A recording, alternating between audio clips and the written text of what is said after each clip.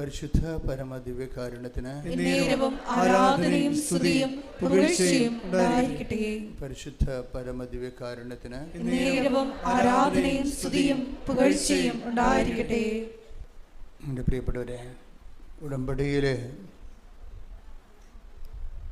ദൈവത്തോട് ഉടമ്പടി ചെയ്യുന്ന ഒരു വ്യക്തികൾക്ക് അതിൻ്റെ ഒരു മുൻ അനുഭവമായിട്ട് വരേണ്ടത് നമ്മുടെ വിഷയത്തിൻ്റെ മേൽ ദൈവിക തീരുമാനം ഉണ്ടായിരിക്കുന്നു എന്നുള്ള തിരിച്ചറിവും ആ തിരിച്ചറിവ് നൽകുന്ന സന്തോഷമാണ്. കാര്യം ഉടമ്പടി പോലെ ഇന്നത്തെ കാലത്തെ ഇതൊരു കാലഘട്ടത്തിൻ്റെ പദ്ധതി പ്രയോഗമാണ്. പലതരത്തിലുള്ള വ്യാകുലങ്ങളിലെ വെന്ത് നീറുന്ന മനുഷ്യനെ പെട്ടെന്ന് ദൈവവുമായി ഇടപെടാനും ദൈവത്തെ ആ വിഷയത്തിൽ ഇടപെടുത്താനും ബൈബിൾ നൽകുന്ന സുനിശ്ചിതമായ ഒരു പദ്ധതിയാണ് ഉടമ്പടി. ഈ സുനിശ്ചിതമായ പദ്ധതി കൃപാസനത്തിൽ എൻ്റെ ആധ്യാത്മികതയിലേക്ക് വരുമ്പോൾ അത് മരിയൻ ഉടമ്പടിയായിട്ട് കൺവേർട്ട് ചെയ്യും, അപ്ഡേറ്റ് ചെയ്യാം. മറ്റ് സാധാരണ ഉടമ്പടിയേക്കാളും കുറച്ചുകൂടി പ്യൂരിഫൈഡാണ്, കുറച്ചുകൂടി ട്രയൽ ആൻഡ് എററെല്ലാം കഴിഞ്ഞിട്ടുള്ള ഒരു പ്രൂവൻ ഫാക്റ്റാണ് മരിയൻ ഉടമ്പടി. മരിയൻ ഉടമ്പടിയുടെ സ്പേസ് എന്ന് പറയുന്നത് സാധാരണ ഉടമ്പടിയിൽ ദൈവവും നമ്മളും തമ്മിലുള്ള ഒരു ബയലാറ്ററൽ എഗ്രിമെൻ്റാണ്. ഞാൻ ദൈവ കൃപ പ്രാപിക്കാൻ വേണ്ടി ഞാൻ ഇന്ന കാര്യങ്ങൾ ഫെസിലിറ്റേറ്റ് ചെയ്തുകൊള്ളാവുന്നു, എൻ്റെ ജീവിതത്തിൽ ദൈവകൃപ ആർജിക്കാൻ വേണ്ടി ഞാൻ ജീവിതം പുനഃക്രമീകരിച്ചു കൊള്ളാവുന്നു നമ്മൾ ദൈവത്തോട് പറയുന്നു. ചിലരത് സാങ്കേതികമായിട്ട് പറയും, ചിലർ സത്യസന്ധമായിട്ട് പറയും, ചിലർ വളരെ ഗൗരവമായിട്ട് പറയും. അത് ഓരോരുത്തർ എടുക്കുന്ന ഉടമ്പടിയുടെ ഒരു മൈൻഡ് സെറ്റാണത്. ചിലർ ഒക്കുമായിരിക്കും, ഒക്കണേ കൊള്ളാം, ദൈവത്തിന് കൊള്ളാം എന്നൊക്കെ പറഞ്ഞെടുക്കും, അവരുടെ കാര്യത്തിൽ തീരുമാനമാകും അപ്പം തന്നെ. ചിലർ ഇതെൻ്റെ ലാസ്റ്റ് ഓപ്ഷനാണ്, ഇനി എനിക്ക് വേറെ ഒന്നും അറിയത്തില്ല, എൻ്റെ ജീവിത പ്രശ്നങ്ങൾക്ക് ഇനി എനിക്ക് വേറെ ഒന്നും അറിയത്തില്ല, ഇതെൻ്റെ അവസാനത്തെ ഒരു നടപടിയാണ്, ഇതിൽ ദൈവം എന്നെ സഹായിക്കും, കാരണം ഞാൻ വൃത്തിയും മെനയുമായിട്ട് ഉടമ്പടി ജീവിക്കും. അതാണ് കറക്റ്റ് പോയിൻ്റ്. ഞാൻ വൃത്തിയും മെനയുമായിട്ട് ഉടമ്പടി, ഇതെൻ്റെ അവസാനത്തെ ചാൻസാണ്, എനിക്കിതിനേക്കാൾ വലുതൊന്നും അറിയത്തില്ല, ഞാൻ വളരെ കർക്കശമായ രീതിയിൽ ഉടമ്പടിയോട് വിശ്വസ്തത പുലർത്തും എന്ന് പറഞ്ഞ് എൻ്റെ വിശ്വസ്തതയ്ക്ക് വല്ല കുഴപ്പമുണ്ടെങ്കിൽ അത് പരിഹരിക്കപ്പെടട്ടെ എന്ന് വിചാരിച്ചുകൊണ്ട് ഓവർഡോസ് എടുക്കും. ചില ആൾക്കാർ മരുന്നെടുക്കത്തില്ലേ, മരുന്നെടുക്കുമ്പോൾ ഒരു പാരസെറ്റമോൾ കഴിച്ചാൽ പനി മാറിയില്ലെങ്കിൽ വന്നാൽ 1.5 കഴിച്ചേക്കാം, അങ്ങനെ പൂട്ടത് വിചാരിക്കും. പക്ഷെ അത് മരുന്ന് നമുക്ക് ഓവർഡോസ് എടുക്കുന്നത് അപകടം വരും. പക്ഷെ ഉടമ്പടിയിൽ ഓവർഡോസ് ഇതിൻ്റെ ഒരു സ്റ്റൈലാണ്. മരുന്ന് നമുക്ക് ഒരു പനി മാറത്തില്ല. ഞാൻ ഈ പാരാസെറ്റമോൾ രാവിലെയും കഴിച്ചാണല്ലോ, വൈകുന്നേരം ആകുമ്പോൾ പിന്നെ ഒരെണ്ണം കഴിക്കും. അതുകൊണ്ട് ഇനി ഇത് മാറിയില്ലെങ്കിൽ എന്നാൽ 1.5 കഴിച്ചേക്കാം, ഒരു 5 mg കൂടി കഴിച്ചേക്കാമെന്ന് വിചാരിച്ചുകൊണ്ട് ഓവർഡോസ് എടുക്കും മരുന്ന് ഓവർഡോസ് എടുത്താൽ സ്വാഭാവികമായിട്ടും അത് നമുക്ക് കേടാണ്, വിഷമായിട്ട് പോയ്സണായിട്ട് മാറും. പക്ഷേ ഉടമ്പടിയുടെ ഒരു നേച്ചർ എന്ന് വെച്ചാൽ ഈ ഉടമ്പടിയുടെ ഓവർഡോസാണ് നമ്മളെ രക്ഷപ്പെടുത്തുന്നത്. കാരണം നമ്മുടെ സത്യസന്ധതയുടെ ഒരു പ്രകടനമാണത് ഓവർഡോസ്. അത് ചില ആൾക്കാർക്ക് ഇതിനെക്കുറിച്ച് നല്ല ഒരു ബുദ്ധിയുണ്ട്. കാര്യം ക്രിസ്തുവിൻ്റെ മൈൻഡ് സെറ്റ് ഓവർഡോസിലാണ് വരുന്നത്. എന്താണ് 5:46 എടുത്തേ, 5:46 മത്തായിയുടെ സുവിശേഷം, മത്തായി 5:46-47. നിങ്ങളെ സ്നേഹിക്കുന്നവരെ നിങ്ങൾ സ്നേഹിച്ചാൽ, പറഞ്ഞേ, നിങ്ങളെ സ്നേഹിക്കുന്നവരെ നിങ്ങൾ സ്നേഹിച്ചാൽ നിങ്ങൾക്ക് എന്ത് പ്രതിഫലമാണ് ലഭിക്കുക?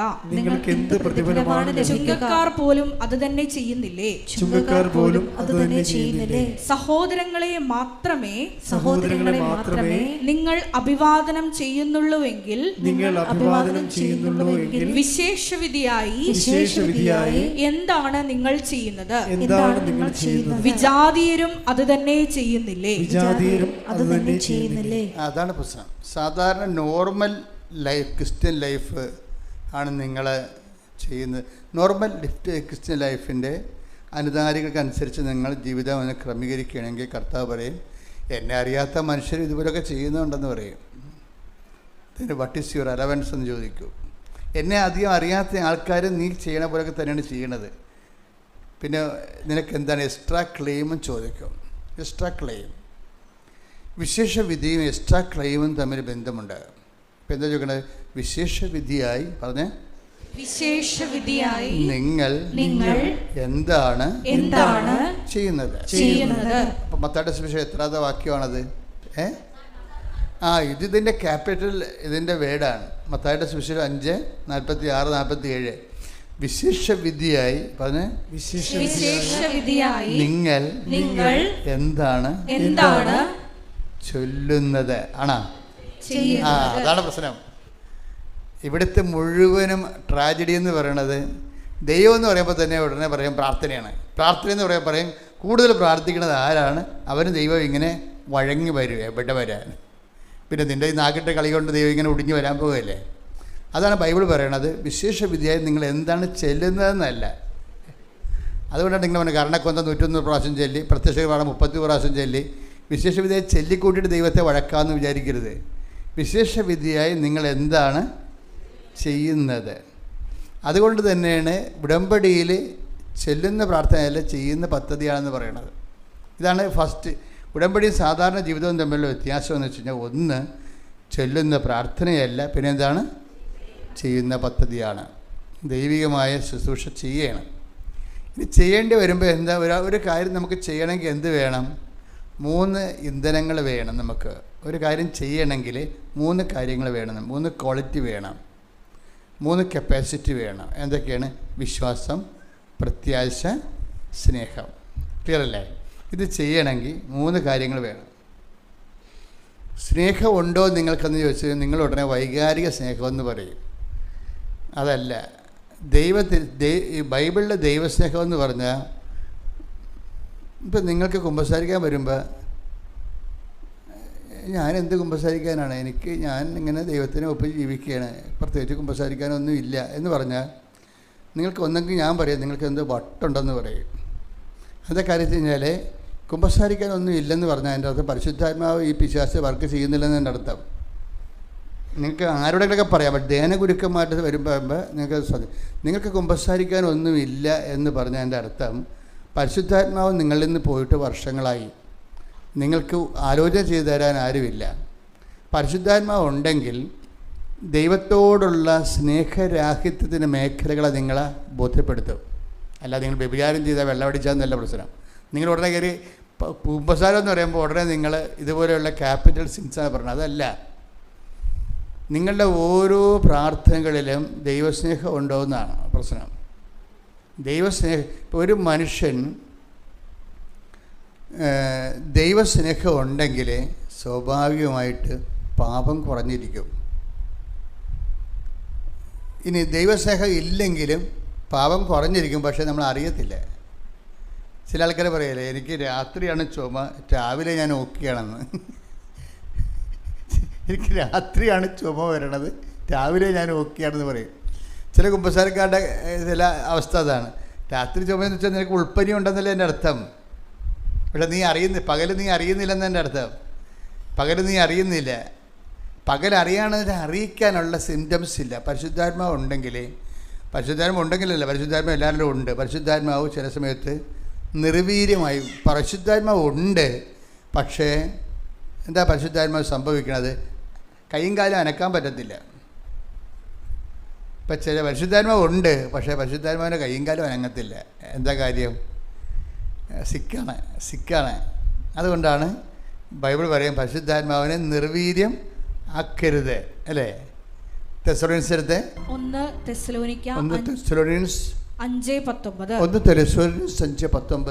ആത്മാവിനെ നിങ്ങൾ നിർവീര്യമാക്കരുത്. എന്ന് പറഞ്ഞ് ആത്മാവിനെ നിങ്ങൾ നിർവീര്യം ആക്കരുത്. ബൈബിള് ചോദിച്ചാൽ മാത്രമേ തുറക്കത്തുള്ളൂ. ഇങ്ങനെ തുറന്ന് കിടക്കത്തില്ല. തുറന്ന് കിടക്കുന്നത് വെയിറ്റിംഗ് ഷെഡാണ്. വെയിറ്റിംഗ് ഷെഡിന് പൂട്ടും താക്കോലൊന്നും ഇല്ലല്ലേ. ബൈബിളിന് പൂട്ടും താക്കോലും ഉണ്ട്. അതിങ്ങനെ തുറന്ന് മലന്ന് കിടക്കത്തില്ല. മുട്ടുവിൻ നിങ്ങൾക്ക് ആകാശം തുറക്കപ്പെടും. നമ്മൾ ബൈബിളിൻ്റെ പല വചനങ്ങളിലും പ്രാർത്ഥിച്ചാൽ മാത്രമേ ഓപ്പൺ ചെയ്ത് കിട്ടത്തുള്ളൂ. അതുകൊണ്ട് നിങ്ങൾക്ക് സംഭവിക്കണമെന്ന് വെച്ചാൽ നിങ്ങൾ ബൈബിൾ വായിച്ചേക്കാം, അതിനെപ്പറ്റി ബൈബിൾ വായിക്കണം എന്നല്ല പറഞ്ഞത്, വായിച്ചേക്കാം ഇങ്ങനെ വായിച്ചുകൊണ്ടിരിക്കും, അങ്ങനെ ഓപ്പൺ ചെയ്യത്തില്ല. ഫസ്റ്റ് നിങ്ങൾ ദൈവദൃശ്യത്തിലാണെന്ന് നിങ്ങളൊരു ഓർമ്മ വരുത്തണം. രണ്ടാമത് വായിക്കാനുള്ള യോഗ്യത ഉണ്ടോ എന്ന് ഉറപ്പ് വരുത്തണം.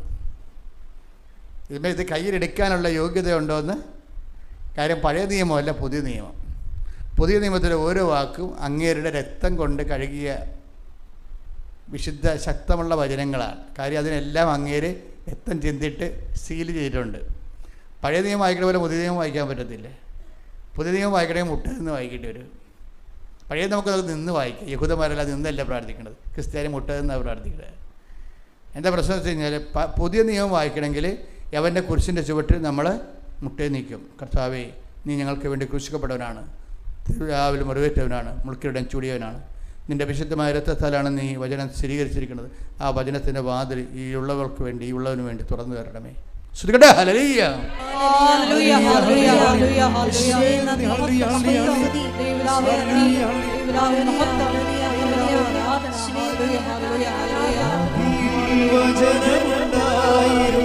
കൈയടിച്ചോണ്ടേ.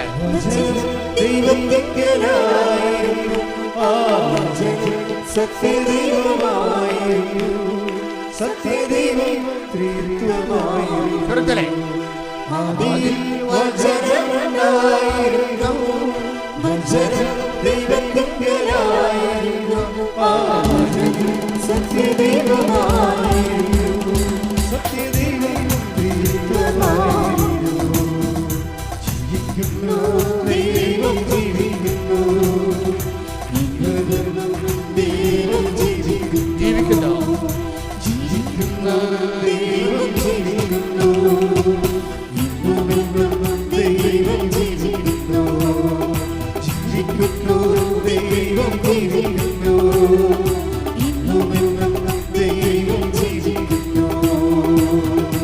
പരിശുദ്ധ പരമദിവ്യകാരുണ്യത്തിന് ഒരു വലിയ പ്രഭാതത്തിൽ നമ്മൾ കർത്താവിൻ്റെ തിരുസന്നിധിയിൽ എത്തപ്പെട്ടിരിക്കുകയാണ്. ആ ഒരു ബോധമുണ്ടായാൽ മാത്രം അത് രക്ഷപ്പെടാൻ.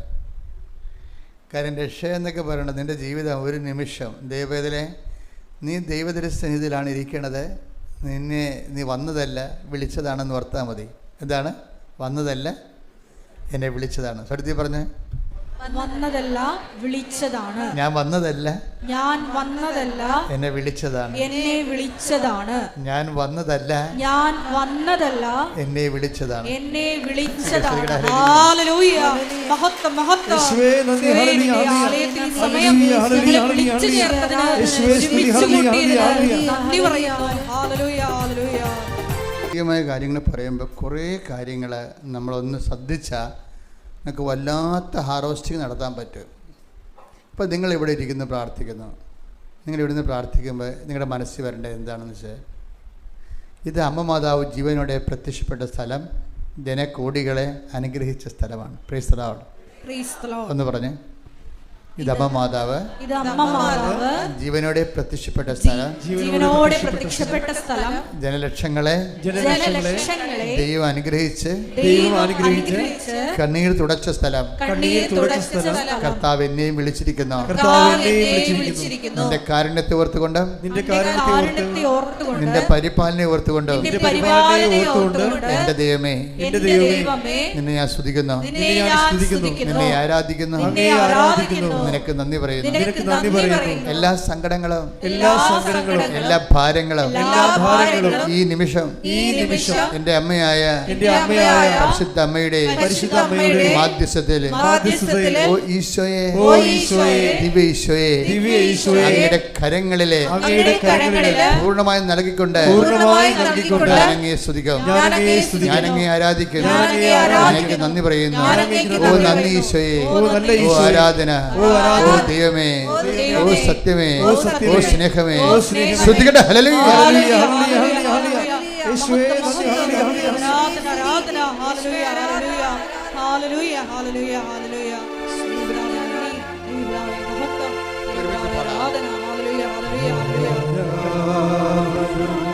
വീശിക്കൊണ്ട്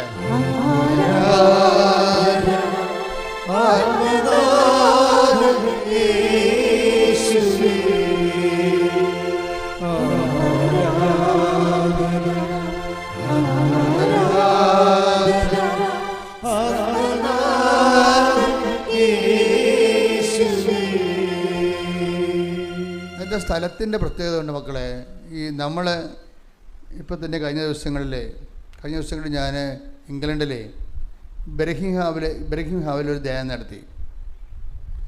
ആ ധ്യാനം നല്ല ശക്തമായ അഭിഷേകമുള്ള ധ്യാനമാണ്. 12,500 പേര് ആ ധ്യാനത്തിൽ പങ്കെടുത്ത്. അതിനുശേഷം ഞാൻ ഒരു ദിവസം കഴിഞ്ഞപ്പോൾ സ്റ്റെയിൽസ്ഫോർഡിൽ വന്ന് ധ്യാനം നടത്തി. സ്റ്റെയിൽസ്ഫോർഡ് ഒരു വലിയ ആശ്രമമാണ്, 10 ഏക്കറുള്ള ഒരു ആശ്രമമാണ്. ആ ആശ്രമത്തിൽ മാതാവ് പ്രത്യക്ഷപ്പെട്ട സ്ഥലമാണ്. മാതാവ് പ്രത്യക്ഷപ്പെട്ടിട്ട് ബന്ധിഞ്ഞ് കൊടുത്ത സ്ഥലമാണ്. അപ്പം ഞാൻ ആ പുഴയുടെ ഓരങ്ങളിലെല്ലാം നടന്ന് പ്രാർത്ഥിച്ചുകൊണ്ട്, അപ്പം അവിടെ 700 പേരെ ഉണ്ടായിരുന്നുള്ളൂ. വല്ല അകലയിൽ നിന്നൊക്കെ വരണമായിരുന്നു ആൾക്കാർ. 700 പേര് മതിയായിരുന്നു ശരിക്കും. അതൊരു പള്ളിയാണ്. പക്ഷേ അനോയിൻറ്റിങ് ലെവൽ വ്യത്യാസമുണ്ട്. മറ്റത് സ്റ്റേഡിയത്തിലാണ് നടത്തിയത്. ഇതൊരു അമ്മ മാതാവ് പ്രത്യക്ഷപ്പെട്ട ദേവാലയത്തിലാണ് നടത്തിയത്. ഇതിൻ്റെ അനോയിൻറ്റിങ് ലെവൽ വ്യത്യാസമുണ്ട്. ഇത് സ്റ്റേഡിയത്തിൽ നടത്തുന്നതിനേക്കാളും മാതാവിൻ്റെ പ്രത്യക്ഷീകരണ സ്ഥലത്ത് നടത്തി കഴിഞ്ഞപ്പോൾ എൻ്റെ വചനങ്ങളെല്ലാം മാറി, വചനങ്ങളുടെ രീതികൾ, പ്രസൻറ്റേഷൻ്റെ രീതികൾ മാറി, ആൾക്കാരുടെ അനുഭവതലങ്ങൾ മാറി, അഭിഷേക ലെവൽ മാറി, മൊത്തം മാറി. അതാണ് വ്യത്യസ്തങ്ങളായ വിഷയങ്ങൾ. അതുകൊണ്ട് നിങ്ങളിവിടെ വരുമ്പോൾ തന്നെ ഓർക്കുക, ദൈവം നിങ്ങളെ വിളിച്ചതാണ്. മാതാവ് പ്രത്യക്ഷപ്പെട്ട ഇടത്തേക്ക് ദൈവം നൽകിയ, രക്ഷപ്പെടാൻ വേണ്ടി ദൈവം നൽകിയ ഒരു പദ്ധതിയാണ് ഉടമ്പടി. ആ പ്രത്യക്ഷീകരണത്തിൻ്റെ ഭാഗമായിട്ട് ഉടമ്പടി വന്നിരിക്കുന്നത്. നിങ്ങൾ കഥ അറിയാതെ ആട്ടം കാണരുത്. വളരെ സഡൻ ഉടമ്പടി വന്നതല്ല. ഇപ്പം നവീകരണ ധ്യാനം എന്നുണ്ട്, അത് ജീവിതം നവീകരിക്കാനുള്ളതാണ്. വളർച്ചാ ധ്യാനമുണ്ട്, വിശ്വാസത്തെ വളർച്ച പ്രാപിക്കാനുള്ളതാണ്. ആന്തരിക സൗഖ്യദാനമുണ്ട്, മുറിവേറ്റ ചിന്തകൾ, വേദനിപ്പിക്കുന്ന ഓർമ്മകൾ, ആദികൾ, ഭീതികളെല്ലാം സുഖപ്പെട്ടുകൊണ്ട് കുറച്ചുകൂടി ജീവനുള്ള ജീവിതം, ആത്മീയ ജീവിതത്തിന് വേണ്ടിയുള്ളതാണ്. പിന്നെ എന്താണ്, പ്രാർത്ഥനാനുഭവ ധ്യാനമുണ്ട്, തീക്ഷ്ണമായി പ്രാർത്ഥിച്ച് അഭിഷേകം പ്രാപിക്കാനുള്ളതാണ്. പിന്നെ എന്താണ്, വരദാനങ്ങളുടെ ധ്യാനമുണ്ട്, വരദാനങ്ങൾ ഉപയോഗിച്ചുകൊണ്ട് ശുശ്രൂഷ ചെയ്യാനുള്ളതാണ്. ഉടമ്പടി ധ്യാനമുണ്ട്, വാഗ്ദാനങ്ങൾ പ്രാപിക്കാനുള്ളതാണ്. Praise the Lord, praise the Lord. ശ്രദ്ധിക്കട്ടെ, ഹല്ലേലൂയ, ഹല്ലേലൂയ, ഹല്ലേലൂയ, ഹല്ലേലൂയ. വാഗ്ദാനങ്ങൾ പ്രാപിക്കാനുള്ള വലിയ ഉടമ്പടി പ്രാർത്ഥന ഞങ്ങൾക്ക് നൽകിയതിന് പിതാവിന് നന്ദി പറയുന്നു. Hallelujah, hallelujah.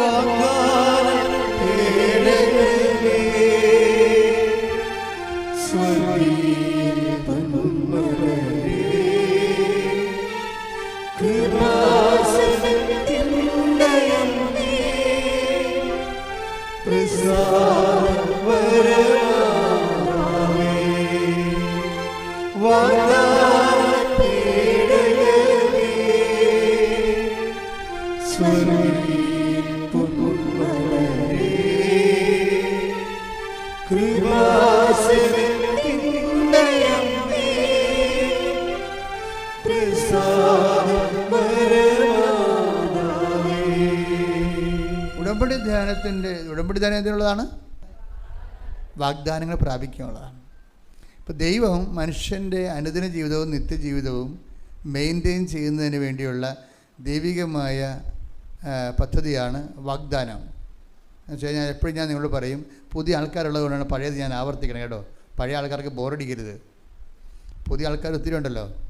ആദ്യമായിട്ട് കൃപാസനത്തിൽ വന്നിരുന്ന് കൈപോക്കിക്ക് കുറച്ച് പേരുണ്ട്, ജസ്റ്റ് ഓക്കെ. അപ്പോൾ കുറച്ച് പേരെങ്കിലും പുതിയ ആൾക്കാരുണ്ട്. അപ്പോൾ എപ്പോഴും ശ്രദ്ധിക്കേണ്ടതെന്ന് വെച്ച് കഴിഞ്ഞാൽ, ചില സമയത്ത് ഞാൻ പഴയ സിലബസ് ഞാൻ മനഃപൂർവ്വം എടുക്കണമല്ല, കർത്താവ് ധ്യാനിപ്പിക്കുമ്പോൾ അങ്ങനെ ഓരോരോ സാധനം പറയിപ്പിക്കണതാണ്. ഇപ്പോൾ എന്താ പ്രശ്നം എന്ന് വെച്ച് കഴിഞ്ഞാൽ, നമുക്ക് നമ്മുടെ അനുദിന ജീവിതവും നിത്യജീവിതവും അതിൻ്റെ പോരായ്മ പരിഹരിക്കുന്നതിന് വേണ്ടിയും അത് പുഷ്കലമായിട്ട് വളരുന്നതിന് വേണ്ടിയും ദൈവം നമുക്ക് നൽകുന്ന ഒരു ക്യാപ്സ്യൂളാണ് വാഗ്ദാനം എന്ന് പറയുന്നത്.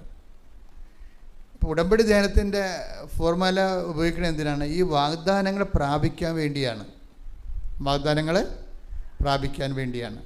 ഇപ്പോൾ വാഗ്ദാനങ്ങളിൽ പലപ്പോഴും വന്നിട്ടുള്ള ഒരു കുഴപ്പം, വാഗ്ദാനങ്ങൾ പ്രാപിക്കാൻ പറ്റും, പക്ഷേ എപ്പോൾ പ്രാപിക്കാൻ പറ്റുമെന്നതിനെക്കുറിച്ച് ടൈം കണ്ടന്റ് അഡ്രസ്സ് ചെയ്യണില്ല.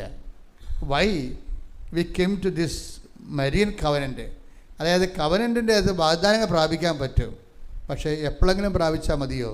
എബ്രാഹത്തിനോട് പറഞ്ഞു നിനക്ക് ഒരു സന്തതി ഉണ്ടാകും, ഓക്കെ. പക്ഷേ എബ്രാഹത്തിന് സന്തതി ഉണ്ടായപ്പോൾ എബ്രാഹം വയസ്സായിപ്പോയി. അപ്പോൾ ഇസഹാക്കിൻ്റെ കൂടെ ചെറുപ്പകാലത്ത് ജീവിക്കാൻ പറ്റിയില്ല. അതാണ് ഈ ആൾക്കാർ 20 വയസ്സാകുമ്പോൾ തന്നെ കല്യാണം കഴിക്കണമെന്ന് പറയുന്നത്. നിങ്ങളുടെ മക്കളുടെ കൂടെ നല്ല കാലം ജീവിക്കാൻ പറ്റാൻ വരും. കല്യാണം താമസിച്ചതിനെ പറ്റും. ചിലർക്ക് 40 വയസ്സിലേക്കാണ് കല്യാണം കഴിക്കേണ്ടത്. വരട്ടെ ജോലി കിട്ടട്ടെ എന്ന് പറയും. നീട്ടി കൊണ്ടുപോയി 40-ാം വയസ്സിൽ കല്യാണം കഴിക്കും. 40-ാം വയസ്സിൽ കല്യാണം കഴിച്ച് കഴിഞ്ഞാൽ നിങ്ങളുടെ കൊച്ച് 10ാം ക്ലാസ് പാസ്സാകുമ്പോൾ നിങ്ങൾക്ക് 55 വയസ്സാവും. അവൻ PDCയിലായി കഴിഞ്ഞ് കഴിഞ്ഞാൽ നിൻ്റെ നര വരും. അവൻ പറയും അമ്മ കോളേജിൽ വരണ്ടെന്ന് പറയും. എന്താണ് ഈ വലിയമ്മ എന്തിനാണ് കോളേജിൽ വരുന്നതെന്ന്? കാര്യം അവരുടെ പിള്ളേരൊക്കെ നല്ല മിടുക്കന്മാരായ അമ്മമാരെ വരുമ്പോൾ വലിയമ്മ നരച്ച് വരേണ്ടി വരും. ഇപ്പം അമ്മയ്ക്ക് ഇതല്ലാതെ വേറെ ഡ്രസ്സില്ല ചോദിക്കും. അപ്പോൾ താമസിക്കണത് നല്ല കാര്യമൊന്നുമല്ല കല്യാണം താമസിക്കുന്നത് നല്ല കാര്യമല്ല. നിങ്ങൾ കല്യാണത്തിനേക്കാളും കുഞ്ഞുങ്ങളെക്കാളും പ്രാധാന്യം ജോലിക്ക് കൊടുക്കുന്നത് കൊണ്ടാണ് കല്യാണം താമസിക്കുന്നത്. അത് നിങ്ങളുടെ സ്വന്തം പദ്ധതിയാണ്, ദൈവ പദ്ധതിയാണെന്ന് അറിയത്തില്ലേ? സ്വന്തം പദ്ധതിയാണത്. സ്വന്തമായിട്ട് ഉണ്ടാക്കി വെച്ച പദ്ധതികളുണ്ടല്ലോ മനുഷ്യനെ. അപ്പം അതിൻ്റെ പേരിലാണുള്ളത്. അപ്പോൾ എന്താ പ്രശ്നം വെച്ച് കഴിഞ്ഞാൽ ടൈം കണ്ടൻറ്റ് വാഗ്ദാനം പ്രാപിക്കുന്ന മോശസിനോട് പറയും, വാഗ്ദാനം തേനും പാലും ഒഴുകുന്ന വാഗ്ദാന ദേശത്ത് നിങ്ങൾ ചെല്ലും എന്നാരോട് പറഞ്ഞ്? മോശസിനോട് പറഞ്ഞ്. പക്ഷേ പുള്ളിക്കാരൻ അതിൻ്റെ താമസിച്ച കാരണം പുള്ളിയുടെ കാലം കഴിഞ്ഞു പോയി. അല്ല, അതല്ല സംഭവിച്ചത്. വാഗ്ദാനത്തിൽ നിങ്ങൾ തേനും പാലും ഒഴുകുന്ന വാഗ്ദാനം നേട്ടത്തിൽ ചെല്ലും, ഞാൻ നിങ്ങളെ കൊണ്ടുവരുമെന്ന് പറഞ്ഞ്. പക്ഷേ 40 കൊല്ലം എടുത്തപ്പോൾ മോശസ് വയസ്സായിപ്പോയി. വാഗ്ദാനം പ്രാപിക്കുമ്പോൾ ഉള്ള കുഴപ്പം അത് ടൈം ബൗണ്ട് ആയിരിക്കണം, അല്ലെങ്കിൽ പ്രയോജനം ഉണ്ടായില്ല. ഇപ്പം ഇത്തിരി പറയുക ചൂടോടെ കഴിക്കണമെന്ന് പറയത്തില്ലേ, അല്ലേ? ആറിപ്പോയി കഴിഞ്ഞാൽ വളിച്ചു പോകും. ടൈം നിസ്സാര കാര്യമല്ല. ടൈം ഒരു സീരിയസ് വിഷയമാണ്. എപ്പോഴെങ്കിലും കിട്ടിയിട്ട് കാര്യമില്ല.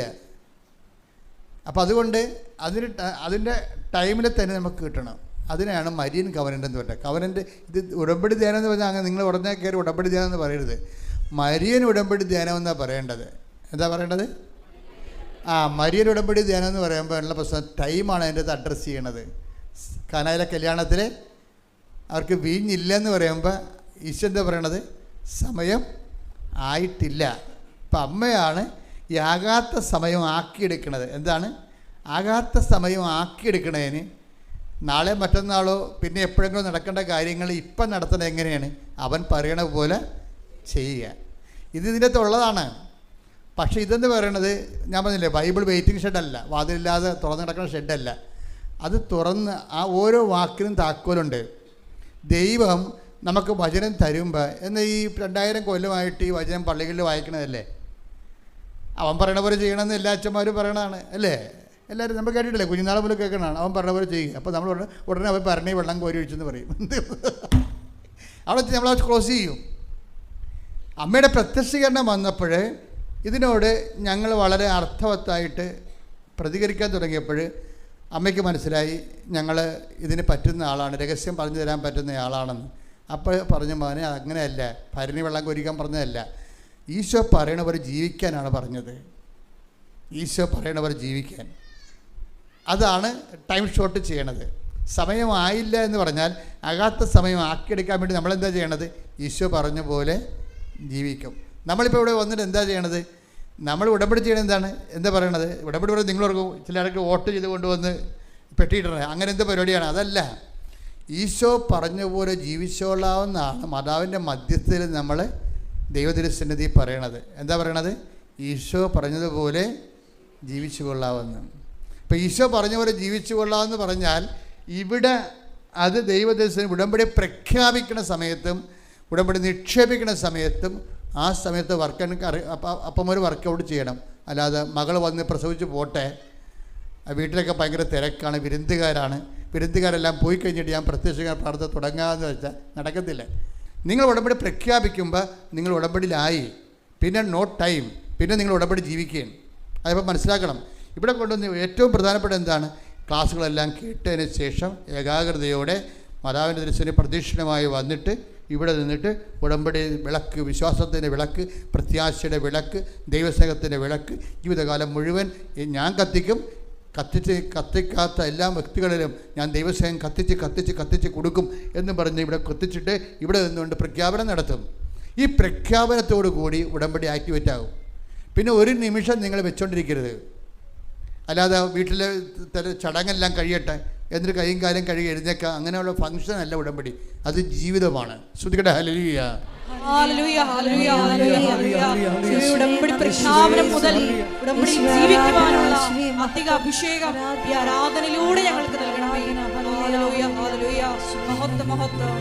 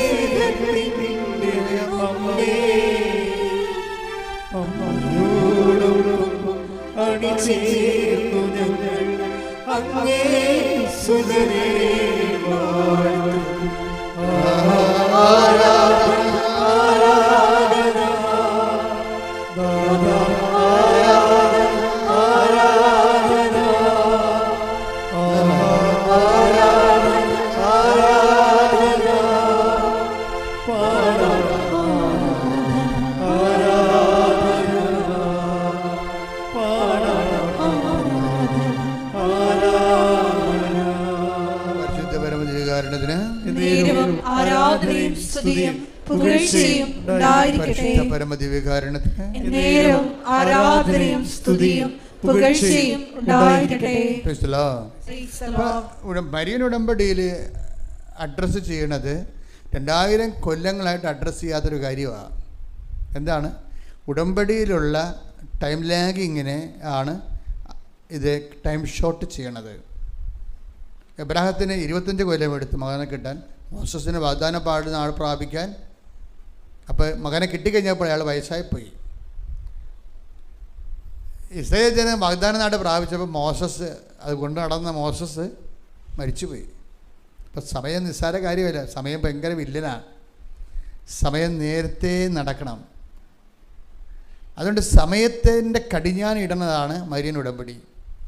വല്ലാണ്ടങ്ങ് നീണ്ടുപോണ സമയത്തെ പിടിച്ചു നിർത്തും മരിയൻ ഉടമ്പടി. എന്താണ്? അവൻ പറയണ പോലെ ചെയ്യും. നിങ്ങൾ എന്തുമാത്രം കാര്യങ്ങൾ അവൻ പറയണ പോലെ ചെയ്യുന്നുണ്ടോ അത്രയും ടൈം ഷോട്ട് വരും. കഴിഞ്ഞ ദിവസങ്ങളിലേ ലിസി എന്നും പറഞ്ഞൊരു മോള് സാക്ഷ്യം പറഞ്ഞു, നല്ല സാക്ഷിയായിരുന്നു. അപ്പോൾ ലിസിയുടെ പ്രശ്നം എന്ന് വെച്ചാൽ, ഞാൻ കാനഡയിൽ ധ്യാനിപ്പിക്കുകയാണ്. അപ്പോൾ ഇവിടുത്തെ ഈ വിദേശ ധ്യാനങ്ങൾക്ക് ഉണ്ടാകുന്ന ഒരു ഗുണമുണ്ട് ദോഷമുണ്ട്. വിദേശ ധ്യാനങ്ങൾക്ക് കൃപാസനത്തിൻ്റെ അകത്ത് നടക്കുന്ന ധ്യാനം പോലെ ചിട്ടയും കൗൺസിലിംഗ് ഒന്നും ഉണ്ടാകത്തില്ല. കാര്യങ്ങളെല്ലാം നടക്കും, അതിൻ്റെ അവിടെ പരിമിതികൾ അനുസരിച്ച് നടക്കും. കാര്യം ഇവിടെ നമ്മൾ 76 മെമ്പേഴ്സിനെ വെച്ചാണ് ഇവിടെ ഉടമ്പടി ധ്യാനം നടത്തുന്നത് കേരളത്തിൽ. നമ്മുടെ കൃപാസനത്തിൽ കൗൺസിലേഴ്സിന് 9 പേരുണ്ട്. 9 പേരെ വെച്ചാണ് ഈ 300 പേരെ നമ്മൾ കൗൺസിൽ ചെയ്തിട്ട് ആ ഉടമ്പടിയുടെ ട്രാക്കിലേക്ക് ഇവരെ കൊണ്ടുവരണത്. അപ്പോൾ ഇതിനുള്ള സൗകര്യമൊന്നും, ഇപ്പം ഞാനും വിജയകുമാറുമാണ് മുകളിൽ അവിടെ പോകുന്നത്. ഒരാൾ പോകുമ്പോൾ തന്നെ 10 ലക്ഷം 12 ലക്ഷം രൂപ ചിലവാകും പോയി വരുമ്പോൾ. അതുകൊണ്ട് ഒത്തിരി ആൾക്കാരെ കൊണ്ടുപോകാൻ പറ്റത്തില്ല. അപ്പോൾ അവിടെ ഉള്ള ലിമിറ്റഡ് സാഹചര്യങ്ങളാണ് അവിടെ ഉള്ളത്. പിന്നെ അവിടെ ഞാൻ എന്ത് ചെയ്യും, ലിമിറ്റഡ് സാഹചര്യമുള്ള കാരണം ഞാനുള്ള എല്ലാവരെയും കാണും. അതാ ഇവിടെ കാണാൻ പറ്റത്തില്ല. വിദേശ രാജ്യങ്ങളിലെ ധ്യാനങ്ങളിൽ ഞാൻ ഈച്ച് ആൻഡ് എവരിബഡി, ഇപ്പോൾ സെയിൽസ്ഫോളിൽ ഞാൻ 700 പേരെയും കണ്ട്. അവിടെ ബെർഹാവിൽ 2400 പേര് ഉടമ്പടിയിൽ വന്നെങ്കിലും കുടുംബപരമായിട്ട് അവർ ഒരു കുടുംബത്തിന് ഒരു ഉടമ്പടി എടുത്തത്. ഇപ്പോൾ 1400 പേരാണ് ഉടമ്പടി എടുത്തത്. 1400 പേരെ ഞാൻ കണ്ടു. സന്ധ്യ ആയാലും നിന്ന് കാണും ആൾക്കാരെ. അതതിൻ്റെ വ്യത്യാസം അതാണ്. കാര്യം എനിക്കറിയാം അവരുടെ കൗൺസിലിംഗ് ഒന്നും ശരിയായി കാണത്തില്ല. അപ്പം അതുകൊണ്ട് അവരെ ജസ്റ്റ് അവരുടെ പ്രശ്നങ്ങളെല്ലാം അവർ പരിഹരിച്ച് ഡയറക്റ്റ് അവരുടെ ഉടമ്പടിയിലേക്ക് വരാൻ വേണ്ടി ഓരോരുത്തരും കണ്ടിട്ട് തൈലാഭിഷേകം ചെയ്ത് പ്രാർത്ഥിക്കും. അപ്പോൾ ഞാനിങ്ങനെ കാനഡയിൽ ധ്യാനം നടത്തുമ്പോൾ ലിസി പറഞ്ഞ സാക്ഷ്യം കഴിഞ്ഞ ദിവസം പറഞ്ഞതാണ്. അപ്പോൾ സാക്ഷ്യം പറഞ്ഞത്, ലിസി ഒരു നേഴ്സാണ്. ഇവരുടെ അവസ്ഥ ഭയങ്കര രസമാണ്. ഇവർ 18 വർഷത്തിന് മുമ്പ് 2005 മറ്റേ നഴ്സിംഗ് പാസ്സായതാണ്. അപ്പം അന്ന് ഇവരുടെ ഏറ്റവും വലിയ ആഗ്രഹമാണ് അമേരിക്കയിൽ ജോലി ചെയ്യണമെന്നുള്ളത്. അപ്പോൾ എല്ലാ നഴ്സുമാരും അക്കാലങ്ങളിൽ അമേരിക്കയിൽ ജോലി ചെയ്യാനാണ് ആഗ്രഹിക്കുന്നത്. ഇപ്പം ട്രംപ് പൂട്ടി വരികയല്ലേ സംഭവം. അപ്പം അതുകൊണ്ട് ഇവർക്ക് പക്ഷേ പോകാനൊത്തില്ല. കാര്യം അതിൻ്റെ പ്രോസസ്സിങ് ഭയങ്കര കഠിനമാണ്. അവിടെ ഒരു വിസ കിട്ടുക, അല്ലെങ്കിൽ തന്നെ അതിനുശേഷം അവിടെ പെർമനൻറ്റ് റെസിഡൻസ് കിട്ടുക, PR കിട്ടുക, ഗ്രീൻ കാർഡ് കിട്ടുക, അതൊക്കെ വലിയ തൊല്ല പിടിച്ച പരിപാടിയാണ്. ചിലപ്പോഴൊക്കെ ലോട്ടിങ്ങിലേ വരത്തുള്ളൂ. 10 ലക്ഷം പേര് ലോട്ടിട്ട് അതിൻ്റെ അകത്ത് ഒരു മിഷൻ കറക്കിയിട്ട് ഒരാൾക്കൊക്കെ വിസ കൊടുക്കത്തുള്ളൂ. അങ്ങനെയൊക്കെയുള്ള ഒത്തിരി നൂലാമാലകളൊക്കെ ഉണ്ട്. അപ്പോൾ ഇവരതിനകത്ത് പരാജയപ്പെട്ട് ഇവർ പിന്മാറി. ഇവർ കാനഡയ്ക്ക് കിട്ടി. കാനഡയ്ക്ക് ഈ അടുത്ത കാലത്താണ് തുറന്നത്. മറ്റു രാജ്യങ്ങളെല്ലാം തുറന്നത് കോവിഡിന് ശേഷമാണ്. ശക്തമായ രീതിയിൽ മറ്റു രാജ്യങ്ങളെല്ലാം ഇവരെല്ലാം സ്വീകരിക്കാനും സർവീസ് മേഖല തുറന്നു കൊടുത്തത് മറ്റുള്ളവർക്ക് വേണ്ടി. അപ്പോൾ നേരത്തെ അമേരിക്ക മാത്രമേ തുറക്കത്തുള്ളായിരുന്നു. പക്ഷേ ഇവർക്ക് അവിടെ കിട്ടിയില്ല. കാനഡ തുറന്നപ്പോൾ ഒരു കാനഡയിൽ പോയി ഭർത്താവുമായിട്ട് മക്കളൊക്കെ ആയിട്ട് അവിടെ താമസിക്കുകയും. അപ്പോൾ അവർ ഒരുവിധം ഓക്കെയാണ്. പിന്നെ നിങ്ങൾ ഒരിക്കലും ധരിക്കരുത് വലിയ സൗഭാഗ്യം തേടി പോയതാണെന്നൊന്നും ധരിക്കരുത്. നിങ്ങളൊന്നും ഞാനൊന്നും അവിടെ ജീവിക്കത്തില്ല. ഞാൻ പോണതെല്ലാം സമ്മറിലാണ് പോണത്. അവിടുത്തെ സാധാരണ ക്ലൈമറ്റ് എന്ന് പറയുന്നത് -30 എന്ന് വെച്ചാൽ നമ്മുടെ കൈ ഉറ ഊരിക്കഴിഞ്ഞാൽ ഈ സാധനം പിന്നെ വിരലൊടിച്ച് കളഞ്ഞാൽ മതി. അത്രയും തണുപ്പാണ്. ആൾക്കാർ ഫിൻലൻഡിൽ വരെ പോയി താമസിക്കുന്നുണ്ട്. പക്ഷേ അത്രയും പെയിൻഫുള്ളാണ് ജീവിതം. കിട്ടണ കാശ് മുതലാകത്തില്ല. അവർ ടാക്സ് അടിക്കും. 40% ടാക്സാണ്. പിന്നെ എന്താ വീട്ടിലോട്ട് അയക്കണത്? 40%, 100 രൂപ കിട്ടിയാൽ 40 രൂപയും കൊണ്ട് ഗവൺമെൻറ് പോയിട്ട്. ഗൾഫിലൊന്നും അവരങ്ങനെ ചെയ്യത്തില്ല. ഉള്ളത് നമുക്ക് തരും, വീട്ടിൽ വരാൻ പറ്റും. പക്ഷെ അവിടെ താമസിക്കാൻ പറ്റത്തില്ല. ഗൾഫിൽ ആരെയും താമസിപ്പിക്കത്തില്ല, വണ്ടി വിടാൻ പറയും. നിൻ്റെ 3 കൊല്ലം കഴിഞ്ഞാൽ പ്രോജക്റ്റ് ഓവർ, പാക്ക് ചെയ്യുമവർ. അമേരിക്ക പാക്ക് ചെയ്യത്തില്ല. അവർക്ക് ഗ്രീൻ കാർഡൊക്കെ തന്ന് നമ്മളവിടെ നിർത്തുമവർ. അപ്പം പല ജീവിതത്തിനും പല പ്രശ്നങ്ങളാണ് ഉള്ളത്. പക്ഷെ നമുക്ക് എല്ലാവർക്കും സപ്പോർട്ട് ചെയ്യാത്തത് കൊണ്ട്, നമ്മൾ പഠിച്ചവരായതുകൊണ്ടും കേരളത്തിൽ നല്ല ശതമാനം ആൾക്കാരും പഠിച്ചിരിക്കുന്ന കാരണം അവർക്ക് പുതിയ സാധ്യതകളെ പ്രയോജനപ്പെടുത്തിക്കൊണ്ട് പോകാൻ പറ്റും. നല്ലതാണ്, പോകുന്നത് നല്ലതാണ്. പക്ഷേ അത് നമ്മുടെ വിഷയമല്ല. അപ്പോൾ നമ്മുടെ വിഷയം എന്ന് പറയുന്നത്, ഈ ലിസി അവിടെ താമസിക്കുകയാണ്. 10-14 കൊല്ലമായിട്ട് അവിടെ താമസിക്കുകയാണ് കാനഡയിൽ. അപ്പോൾ ലിസിക്ക് ഒരാഗ്രഹമുണ്ട്, അവരുടെ പ്രൊഫഷൻ നല്ലവണ്ണം എക്സർസൈസ് ചെയ്യണം. ഒരു വർക്ക് സാറ്റിസ്ഫാക്ഷൻ വേണമല്ല, എല്ലാവർക്കും ഒരു പ്രൊഫഷണൽ സാറ്റിസ്ഫാക്ഷൻ ഉണ്ടാകും. അവർ പഠിച്ച ട്രേഡ് തന്നെ കിട്ടണം, പഠിച്ച സ്ഥലത്ത് തന്നെ ജോലി ചെയ്യണം. അതിനൊരു റൈറ്റാണ് നമ്മുടെ. അപ്പോൾ അവർ കിട്ടിയിരിക്കുന്ന ജോലിയിൽ, അവരുടെ പഠനത്തിൽ അവരത്ര ജോബ് സാറ്റിസ്ഫാക്ഷൻ ഉള്ള ആളല്ല. പക്ഷേ ഇനിയിപ്പോൾ കഴിയാൻ പറ്റും. ഇവർക്കിപ്പോൾ 40 വയസ്സായി. അവർക്ക് അമേരിക്കൻ സ്വപ്നം അവർ ഉപേക്ഷിച്ചു. അപ്പോൾ അതുകൊണ്ട് അവർ സ്വാഭാവികമായിട്ട് കാനഡ ജീവിക്കാൻ വേണ്ടി. അപ്പോൾ ഞാനവിടെ കാനഡയിൽ ധ്യാനം നടത്തി, ടൊറൻറ്റോയിലും എൻ്റെ അപ്പുറത്തും ഗെറ്റ്സെമിനിൽ, അവിടുത്തെ ഗെറ്റ്സെം ധ്യാന കേന്ദ്രത്തിൽ ധ്യാനം നടത്താൻ ചെല്ലുമ്പോൾ അവിടെ 10,000 പേരുണ്ടായിരുന്നു ആ ധ്യാനത്തിൽ. അവിടെ ചെല്ലുമ്പോൾ ലിസി പറയണത്, ഞാൻ ഉടമ്പടി എടുത്ത് ഞാൻ അച്ഛൻ്റെ അടുത്ത് വന്നു. അപ്പോൾ എൻ്റെ അടുത്ത് വന്ന് 5 സെക്കൻഡാണ് കിട്ടണത്. 5 സെക്കൻഡ് കിട്ടി. ആ സമയത്താണ് ലിസി തൻ്റെ അമേരിക്കൻ സ്വപ്നം പറയണത്. അത് അവളെ ഉപേക്ഷിച്ച് കളഞ്ഞതാണത്. ആ പുസ്തകം ഒക്കെ പറിച്ച് കീറി കളഞ്ഞതാണ്. ആ സമയത്ത് വന്നപ്പോൾ ഈ അഹ്റോൻ്റെ വടി കിളിർക്കുക എന്നും പറഞ്ഞൊരു പ്രോസസ്സ് ഉടമ്പടിയിലുണ്ട്. ഉടമ്പടിയിലേ അതുള്ളൂ. എനിക്കറിയാമല്ലോ, വാഗ്ദാനപ്പെടുന്നത് 3 സബ്സ്റ്റൻസാണ് ഉള്ളത്. എന്തൊക്കെയാണത്? ഒന്ന്, ആകാശമന്ന നിറച്ച കലശം, കുടം, പാത്രം. രണ്ടാമത്തത് എന്താണ്? കർത്താവിന് മോസസിന് കൊടുത്ത വചനങ്ങൾ. പിന്നെ മൂന്നാമത്തത് എന്താണ്? ഈ അഹ്റോൻ്റെ തളർത്ത വടി. അഹ്റോൻ്റെ തളർത്ത വടിയെക്കുറിച്ച് ഒത്തിരി പേര് സാക്ഷ്യം പറയും. നമ്മുടെ പച്ച മെഴുകുതിരിയുടെ ഉദ്ദേശം തന്നെ അതാണ്. എന്താണ്? നിന്റെ സ്വപ്നങ്ങൾ പൊരിഞ്ഞ് കരിഞ്ഞു പോയതിനെ വീണ്ടും കർത്താവ് തളർപ്പിക്കും. ശ്രുതിക്കട്ടെ ഹല്ലേലൂയ. ഹല്ലേലൂയ ഹല്ലേലൂയ ഹല്ലേലൂയ ഹല്ലേലൂയ ഹല്ലേലൂയ യേശുവേ ആരാധന ഹല്ലേലൂയ ഹല്ലേലൂയ യേശുവേ നന്ദി ഹല്ലേലൂയ യേശുവേ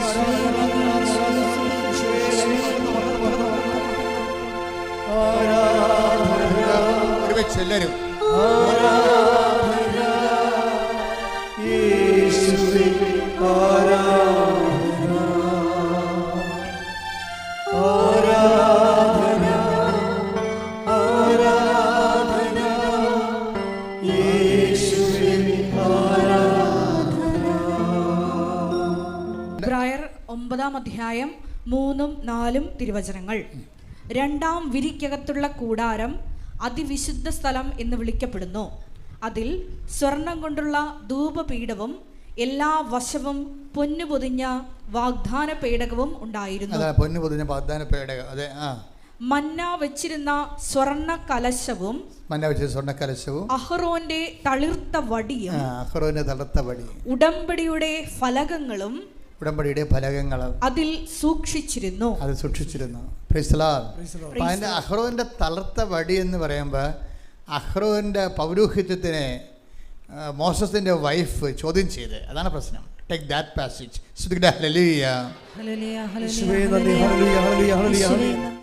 എന്താ അഹ്റോന്റെ കഴിവുകൾ തനിക്ക് ഉണ്ട്, ദൈവം അഹ്റോനോട് മാത്രമല്ല തന്നോട് സംസാരിച്ചിട്ടുണ്ടോ എന്ന് പറഞ്ഞുകൊണ്ട് ശുശ്രൂഷയുടെ ഒരു മേൽഗതി കിട്ടാൻ വേണ്ടി മോസസിൻ്റെ വൈഫ് പാളയത്തിൽ പടയുണ്ടാക്കി. അപ്പോൾ അത് വലിയ കൺഫ്യൂഷനായി. അപ്പോൾ മോസസ് പറഞ്ഞു, ഓക്കെ, നിനക്ക് കൺകറൻസ് ഉണ്ടോ ഇല്ലയോ, അഹ്റോനുള്ളതുപോലെ കൺകറൻസ് മോസസിൻ്റെ വൈഫിനുണ്ടോ ഇല്ലയോ എന്ന് എനിക്കറിയത്തില്ല, നമുക്കൊരു പരീക്ഷണം നടത്താം, കർത്താവ് തീരുമാനിക്കട്ടെ എന്ന് പറയും.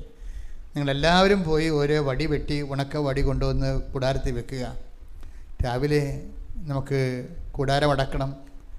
രാവിലെ കൂടാരം തുറക്കുമ്പോൾ ആര് വെച്ച വടിയാണ് തളർത്തതെങ്കിൽ അവനാണ് കർത്താവിൻ്റെ അംഗീകാരമെന്ന്.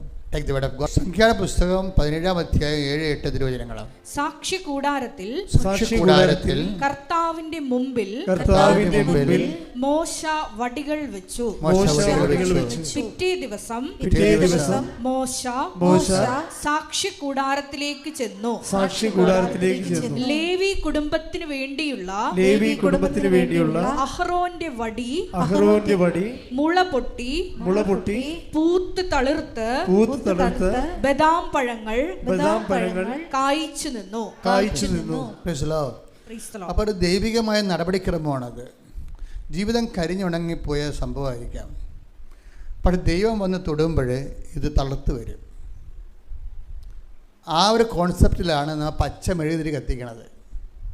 ബദാം ഉണങ്ങിയ വടി ദൈവം തൊട്ട് ജീവിതമാണ് അതിൻ്റെ അകത്ത് കാണിക്കുന്നത്. നമ്മുടെ ജീവിതം ചിലപ്പോൾ പ്രതീക്ഷകൾ നഷ്ടപ്പെട്ട്, ജോലി ഇഷ്ടാതെ നീണ്ടു പോയി, കല്യാണം ഒത്താതെ നീണ്ടു പോയി, മക്കളില്ലാതെ നീണ്ടു പോയി, അങ്ങനെ കരിഞ്ഞു പോയി, സ്വപ്നങ്ങൾ കരിഞ്ഞു പോയി. അതിനെ ഉടമ്പടിയിൽ അവൻ പറയണ പോലെ നീ ചെയ്ത് കഴിയുമ്പോൾ ദൈവം നേരിട്ട് ഇടപെട്ടിട്ട് ഈ ജീവിതത്തെ അങ്ങ് തൊടും. അപ്പോൾ എന്ത് ചെയ്യും? ഇത് അതുകൊണ്ടാണ് 22 കൊല്ലങ്ങളായിട്ട് മക്കളില്ലാത്തവരൊക്കെ എങ്ങനെ മക്കളെ കൊണ്ട് വരുന്നത് ഉടമ്പടി കഴിയുമ്പോൾ? ഈ മക്കൾ എവിടെയായിരുന്നു? 22. ഞാൻ തന്നെ അത്ഭുതപ്പെട്ടിട്ടുണ്ട്. ഞാൻ ഈ ശുശ്രൂഷയ്ക്ക് വരുന്നത് കരിസ്മാറ്റിക് മേഖലയിൽ നിന്നാണ് കർത്താവ് എന്നെ ഉടമ്പടിയിലേക്ക് കൊണ്ടുവരുന്നത്. അപ്പോൾ ആ കാലങ്ങളിലേക്ക് ഇവിടെ ധ്യാനം ഇവിടെ ഞാൻ 92 തുടങ്ങിയതാണ്. അന്ന് മുതൽ ധ്യാനമുണ്ട് ഇവിടെ. അപ്പോൾ ഇവിടെ തന്നെ ധ്യാനം തുടങ്ങിയത് 2000-ലാണ്. 2000 തൊട്ട് 2016 വരെ ഉടമ്പടി വരണം 2016-ലാണ്, 15. അപ്പോൾ ആ കാലങ്ങളിലെല്ലാം ഇവിടെ ധ്യാനം നടക്കൊണ്ടായിരുന്നു. പക്ഷേ മക്കളില്ലാത്തവർക്ക് മക്കളുണ്ടാകുമായിരുന്നു. അത് 6 കൊല്ലം 7 കൊല്ലമേ ഉള്ളൂ. ഉടമ്പടി വരുമ്പോഴാണ് 24 കൊല്ലം, 22 കൊല്ലം, 23 കൊല്ലം, ഭയങ്കര 3 ഇരട്ടി വ്യത്യാസം വന്നിരിക്കുകയാണ്. കർത്താവിൻ്റെ ഇടപെടലിന് 3 ഇരട്ടി വ്യത്യാസമാണ് ഉടമ്പടി വന്നിരിക്കുന്നത്. അപ്പോൾ എനിക്കത് മനസ്സിലാകും.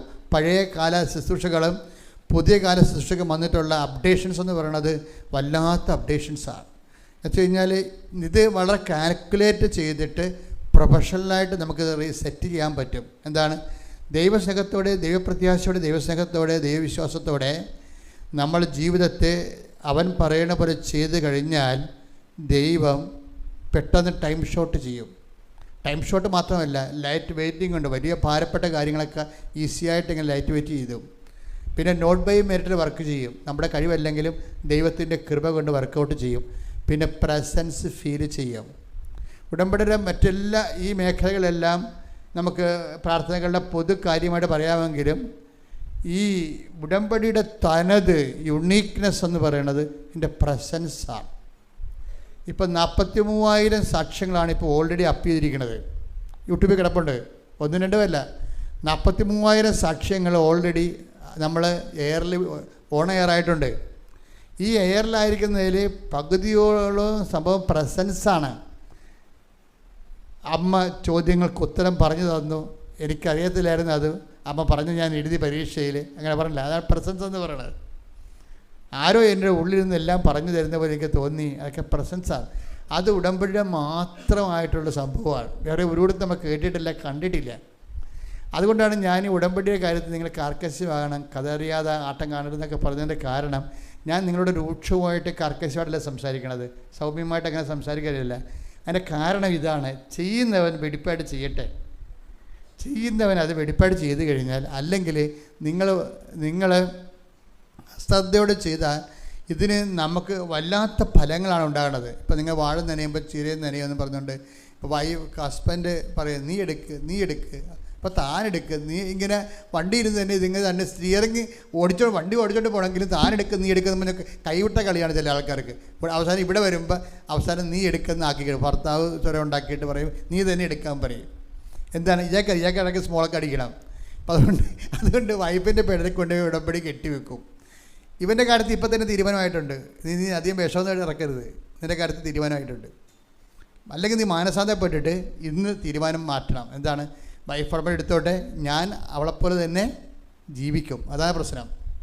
അല്ലാതെ നമ്മൾ എന്താണ് കുരങ്ങനെ കൊണ്ട് ചുടുപായസം കോരിച്ചോളാന്ന് വെച്ച് കഴിഞ്ഞാൽ ചിലപ്പോൾ അന്തരാളം വരെ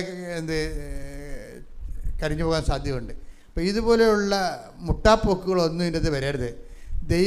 നീ ദൈവത്തിനെ അനുഭവിക്കുന്നതിനും ദൈവത്തിലേക്ക് ജീവിക്കുന്നതിനും മുട്ടാപ്പോക്ക് പറഞ്ഞാൽ അതിൻ്റെ അർത്ഥം ദൈവം ഇതുപോലെ കണ്ടീഷനാക്കി കളയും.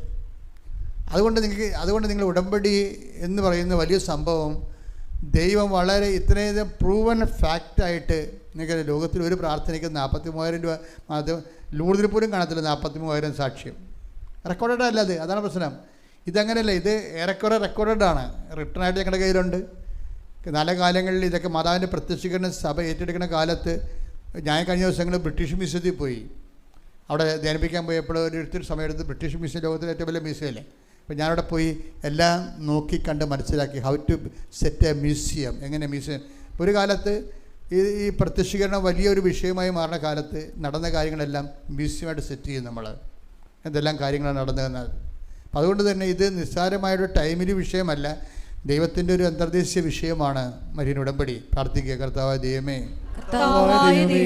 കർത്താവായ ദൈവമേ, അങ്ങ് എന്നെ ഇവിടെ കൊണ്ടുവന്നിട്ടുണ്ടെങ്കിൽ പരിശുദ്ധമ്മ പ്രത്യക്ഷപ്പെട്ട മണ്ണിലെ ചവിട്ടാൻ ദൈവം അനുവദിച്ചിട്ടുണ്ടെങ്കിൽ ദൈവമേ, എന്നെ കുറിച്ചുള്ള നിന്റെ പദ്ധതി എന്റെ ബലഹീനത കാരണം പരാജയപ്പെട്ടു പോകാതിരിക്കാൻ എന്നെ അനുഗ്രഹിക്കണമേ, എന്നെ ശക്തിപ്പെടുത്തണമേ, എന്നെ ഉടമ്പടിക്ക് ഉപയുക്തമായ ജീവിത ഉടമ്പടി പങ്കാളിയായി എന്നെ അനുഗ്രഹിച്ച് ഉയർത്തണമേ, എന്നെ അനുഗ്രഹിച്ച് ഉയർത്തണമേ.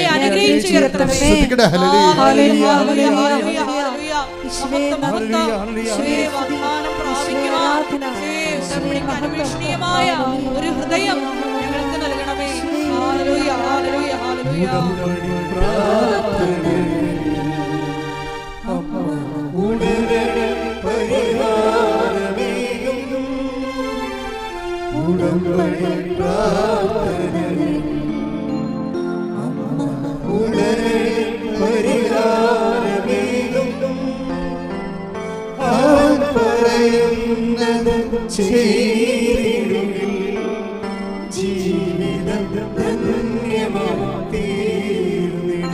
അവൻ പറയുന്നത്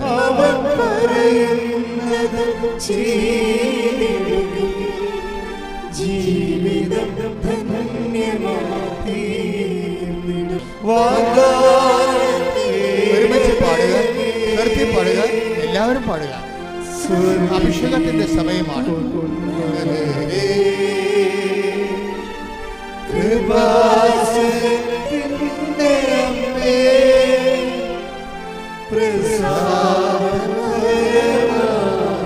കൃപാസനത്തിന്റെ അമ്മേ, കൃപാസനത്തിന്റെ അമ്മേ,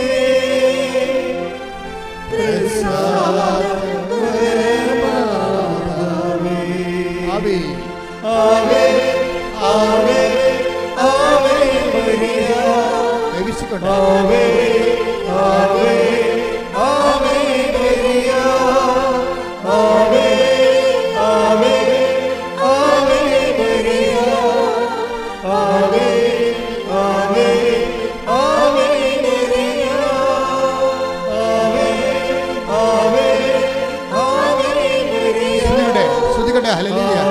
സ്തുതിക്കട്ടെ, സ്തുതിക്കട്ടെ, സ്തുതിക്കട്ടെ, സ്തുതിക്കട്ടെ. എല്ലാവരും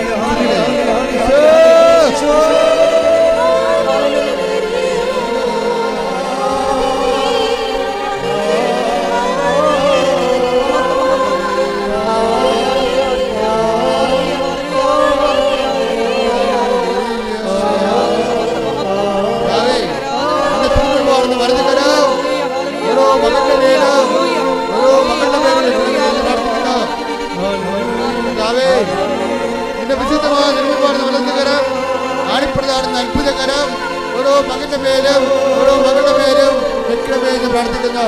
കർത്താവിന്റെ തിരുകൃപ കടത്താൽ മാർഗരോഗങ്ങള്, തീരാവേദികള്, ജീവ ദുരിതങ്ങള്, ജീവ തടസ്സങ്ങള് യേശുനാമത്തില് യേശുനാമത്തില് യേശുനാമത്തിൽ മാറ്റപ്പെടട്ടെ.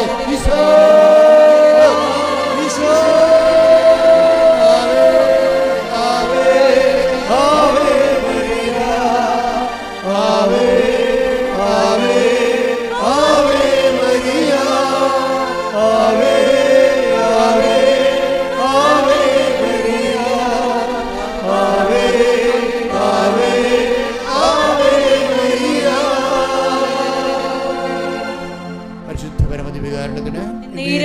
ആരാധനയും സ്തുതിയും പുകഴ്ചയും ഉണ്ടായിരിക്കട്ടെ. നേരവും ആരാധനയും സ്തുതിയും പുകഴ്ചയും ഉണ്ടായിരിക്കട്ടെ. നേരവും ആരാധനയും സ്തുതിയും പുകഴ്ചയും ഉണ്ടായിരിക്കട്ടെ. എൻ്റെ ദൈവവേദനെ നീ ഞാനും കർത്താവിൻ്റെ തിരുസന്നിധിയിൽ നിൽക്കുകയാണ്. പരിശുദ്ധമ്മ ജീവനോടെ ആൾത്താരെ പ്രത്യക്ഷപ്പെട്ട പരിശുദ്ധമ്മ ദൈവമാതാവ് നമുക്ക് വേണ്ടി മധ്യസ്ഥ വഹിക്കുന്ന സുപ്രഭാതമാണ്. കൈയടിക്കട്ടെ.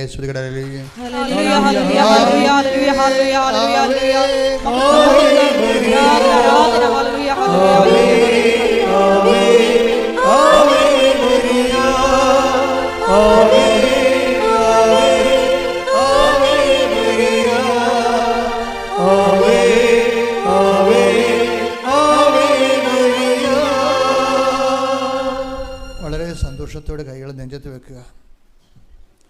നിന്റെ ജീവിതഭാരം ഏറ്റെടുക്കാൻ വേണ്ടി കർത്താവ് തൻ്റെ അമ്മയെ നിൻ്റെ അടുത്തേക്ക് വിടുന്ന സമയമാണ്. കണ്ണുകൾ അടക്ക് ദൈവവേദന. നിൻ്റെ ജപ്തി നടപടികൾ, നിൻ്റെ ജീവിതത്തിലെ നിന്നെ ഇന്ന് അലട്ടുന്ന നീ എന്തിനു വേണ്ടിയാണ് കണ്ണീരോടെ ഇവിടെ വന്നത്? അവർ കണ്ണുനീരോടെയാണ് വരുന്നത്. ഞാൻ അവരെ ആശ്വസിപ്പിച്ച് നയിക്കുമെന്ന് അരുളി ചെയ്ത കർത്താവ് ജീവനോടെ പ്രത്യക്ഷപ്പെട്ടുകൊണ്ട് തൻ്റെ സാന്നിധ്യം ആരാധന നൽകിക്കൊണ്ട് തൻ്റെ അമ്മയെ നിൻ്റെ അടുത്തേക്ക് വിടുകയാണ്. എന്തിനാണ്? നിൻ്റെ കണ്ണുനീര്. അവർക്ക് വീഞ്ഞില്ല, അവർക്ക് വേദനയാണ്, അവർക്ക് സൗഖ്യമില്ല, അവർക്ക് രോഗമാണ്, അവർക്ക് ജോലിയില്ല, അവർക്ക് അവരുടെ വിവാഹം ഒത്തുവരുന്നില്ല, അവരുടെ ജീവിതത്തിലെ പ്രശ്നങ്ങളാണ്, അവർക്ക് സമാധാനമില്ല, സാമ്പത്തിക തകർച്ചയാണെന്നൊക്കെ പറയുന്ന സമയമാണ്. ശ്രുതികട്ടെ ശ്രുതികട്ടെ.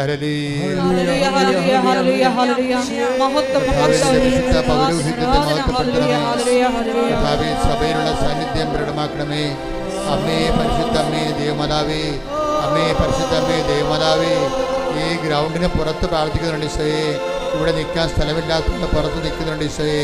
അവരെല്ലാം അടിപ്പിട പോലെ വൈദാക്കാലം പോലെ ദൈവികമായ ശക്തി ഞങ്ങളുടെ കഴിവ് കൊണ്ടല്ല, ഞങ്ങളുടെ കൃപ കൊണ്ട്, ഞങ്ങളുടെ കഴിവ് കൊണ്ടല്ല, ഞങ്ങളുടെ കൃപ കൊണ്ട് കർത്താവേ, ആ മക്കളെ ജീവിതത്തിൽ തളർന്നിരിക്കുന്ന കർത്താവേ, ഓരോരോ കാര്യങ്ങൾ ചെയ്തും പരാജയപ്പെട്ടും അവർ ഓരോ കാര്യങ്ങൾ പരീക്ഷിച്ച് നോക്കിയും ഇനി എന്ത് ചെയ്യാൻ പറ്റുമെന്നറിയാതെ വേദനിച്ച് അങ്കലാപ്പോടെ അന്തം മുട്ടി കർത്താവ് മൊഴി അങ്ങയുടെ ദിവസത്തിൽ കണ്ണീരോടെ നിൽക്കും. ഈശോ സ്പർശിക്കണമെന്ന് പ്രാർത്ഥിക്കുന്നു. എൻ്റെ കർത്താവിൻ്റെ ഉന്നതമായ നാമത്തിൽ സഭയുടെ അധികാരം, എൻ്റെ കർത്താവിൻ്റെ ഉന്നതമായ നാമത്തിൽ സഭയുടെ അധികാരത്തെക്കുറിച്ചുള്ള അടയാളത്തിൽ ദൈവശക്തിയാൽ മാരക രോഗങ്ങള്, തീരാവേദികള്, ജീവിത ദുരിതങ്ങള് യേശുവിന്റെ നാമത്തില് കൃപാസമർത്താറെ ജീവനോടെ പ്രത്യക്ഷപ്പെട്ട പരിശുദ്ധയുടെ മധ്യസ്ഥത്തില് മാരക രോഗങ്ങള്, തീരാവേദികള് യേശുവിന്റെ നാമത്തിൽ, കടരോഗങ്ങള്, ഹൃദയരോഗങ്ങള്, കിഡ്നി രോഗങ്ങള്, ഹൃദയരോഗങ്ങള്, ക്യാൻസർ രോഗങ്ങള് ഉച്ച മുതല് ഉള്ളംകാല വരെ കർത്താവിന്റെ രക്തം പടരട്ടെ. യേശുവിന്റെ നാമത്തില് മാരക രോഗങ്ങള്, തീരാവേദികള് യേശുവിന്റെ നാമത്തില് മാറിപ്പോകട്ടെ.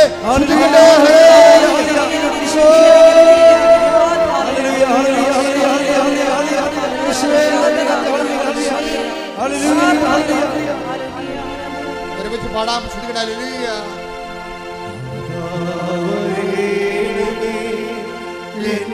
നിറയണമേ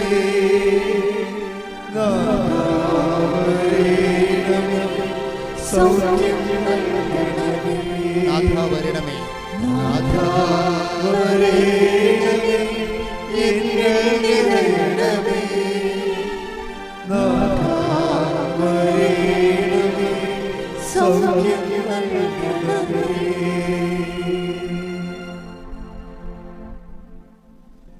ഒരു മാലാഖ ചിറക് വിടർത്തി പുറകിൽ നിന്നുകൊണ്ട് നിങ്ങളുടെ ശിരസിൽ കൈവച്ച് ദൈവ അനുഗ്രഹം തരുന്ന സന്ദേശമാണ്. ഒരു മാലാഖ ചിറക് വിടർത്തി പുറകിൽ നിന്നുകൊണ്ട് നിങ്ങളുടെ പുറകിൽ നിന്നുകൊണ്ട് മുന്നിലേക്ക് ആഞ്ഞ് നിങ്ങളുടെ രണ്ട് കൈകൾ നിങ്ങളുടെ ശിരസിൽ കൈവച്ചുകൊണ്ട് ദൈവം അനുഗ്രഹിക്കുന്ന നിമിഷത്തിൽ സ്വർഗത്തിന്റെ സാന്നിധ്യമാണ്. ശ്രുതികട ഹല്ലേലൂയ. ഹല്ലേലൂയ, ഹല്ലേലൂയ, ഹല്ലേലൂയ, ഹല്ലേലൂയ. മഹത്വം, ആരാധന, ആരാധന. ദൈവനാമേ നന്ദി, ദൈവനാമേ മഹത്വം. വരണമേ, എന്നിൽ നിറയണമേ. നാഥാ വരണമേ, സൗഖ്യം നൽകണമേ. എൻ്റെ പ്രിയമക്കളെ, ഇതിൻ്റെ സന്ദേശം, ഈ സന്ദേശത്തിൻ്റെ അർത്ഥം, ഈ ശുശ്രൂഷ ദൈവം അംഗീകരിച്ചിരിക്കുന്നു. സ്വർഗം ഈ ശുശ്രൂഷ ഏറ്റെടുത്തിരിക്കുന്നു. നിന്റെ കണ്ണുനീരിൻ്റെ പരിഹാരം ഉണ്ടാകാൻ പോകുന്നു വിത്തിൻ 44 days. ഹല്ലേലൂയ, ഹല്ലേലൂയ, ഹല്ലേലൂയ. മഹത്വം, മഹത്വം. ആരാധന, ആരാധന. ഹല്ലേലൂയ, ഹല്ലേലൂയ, ഹല്ലേലൂയ. മഹത്വം, മഹത്വം. ആരാധന, ആരാധന. ഹല്ലേലൂയ, ഹല്ലേലൂയ, ഹല്ലേലൂയ. 44 ദിവസം എന്നാണ് ഈശോ പറയണത്.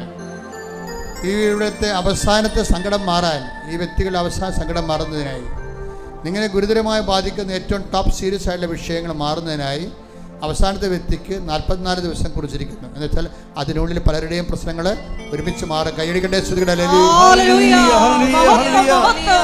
ആരാധന, ആരാധന. ദൈവമേ, ഒരുപാട് നന്ദി പറയുന്നു. ഹല്ലേലൂയ. സ്വസ്ത്രഗാനങ്ങൾ, ശ്രുതികട ഹല്ലേലൂയ, സ്വസ്ത്രഗാനങ്ങൾ പാടിപ്പുകഴ്ത്ത ശ്രുതികട ഹല്ലേലൂയ, സന്തോഷത്തോടെ, നന്ദിയോടെ, ഹല്ലേലൂയ, കൃപയോടെ, ഹല്ലേലൂയ, ഹല്ലേലൂയ, ഹല്ലേലൂയ. മഹത്വം, മഹത്വം. ശ്രുതികട ആരാധന, ഹല്ലേലൂയ, ആരാധന. സന്തോഷത്തോടെ ഇടിമുഴക്കാൻ പോലെ ഹല്ലേലൂയ, ഹല്ലേലൂയ, ഹല്ലേലൂയ, ഹല്ലേലൂയ, ആരാധന. മഹത്വം, മഹത്വം. ആരാധന, ആരാധന. ഹല്ലേലൂയ, ഹല്ലേലൂയ, ഹല്ലേലൂയ, ഹല്ലേലൂയ, കൈയടിച്ചുകൊണ്ട്, ഹല്ലേലൂയ. കൈയടിച്ചുകൊണ്ട്, സന്തോഷത്തോടെ, നന്ദിയോടെ ദൈവം ഈ നിമിഷം പാടുമ്പോൾ പ്രാർത്ഥിക്കുമ്പോൾ നിങ്ങളിലേക്ക് സൗഖ്യം നൽകാൻ പോകുന്നു, സത്യം നൽകാൻ പോകുന്നു. കർത്താവ് ഇറങ്ങി വന്ന് എന്നെ അനുഗ്രഹിക്കാൻ പോകുന്നു. അടിപ്പെടേണ്ട സമയമാണ്, വൈതാക്കാ സമയമാണ്. ദൈവസ്നേഹത്തിൽ അഭിഷേകം ചെയ്യുന്ന ശ്രദ്ധിക്കട്ടെ. ഹല്ലേലൂയ.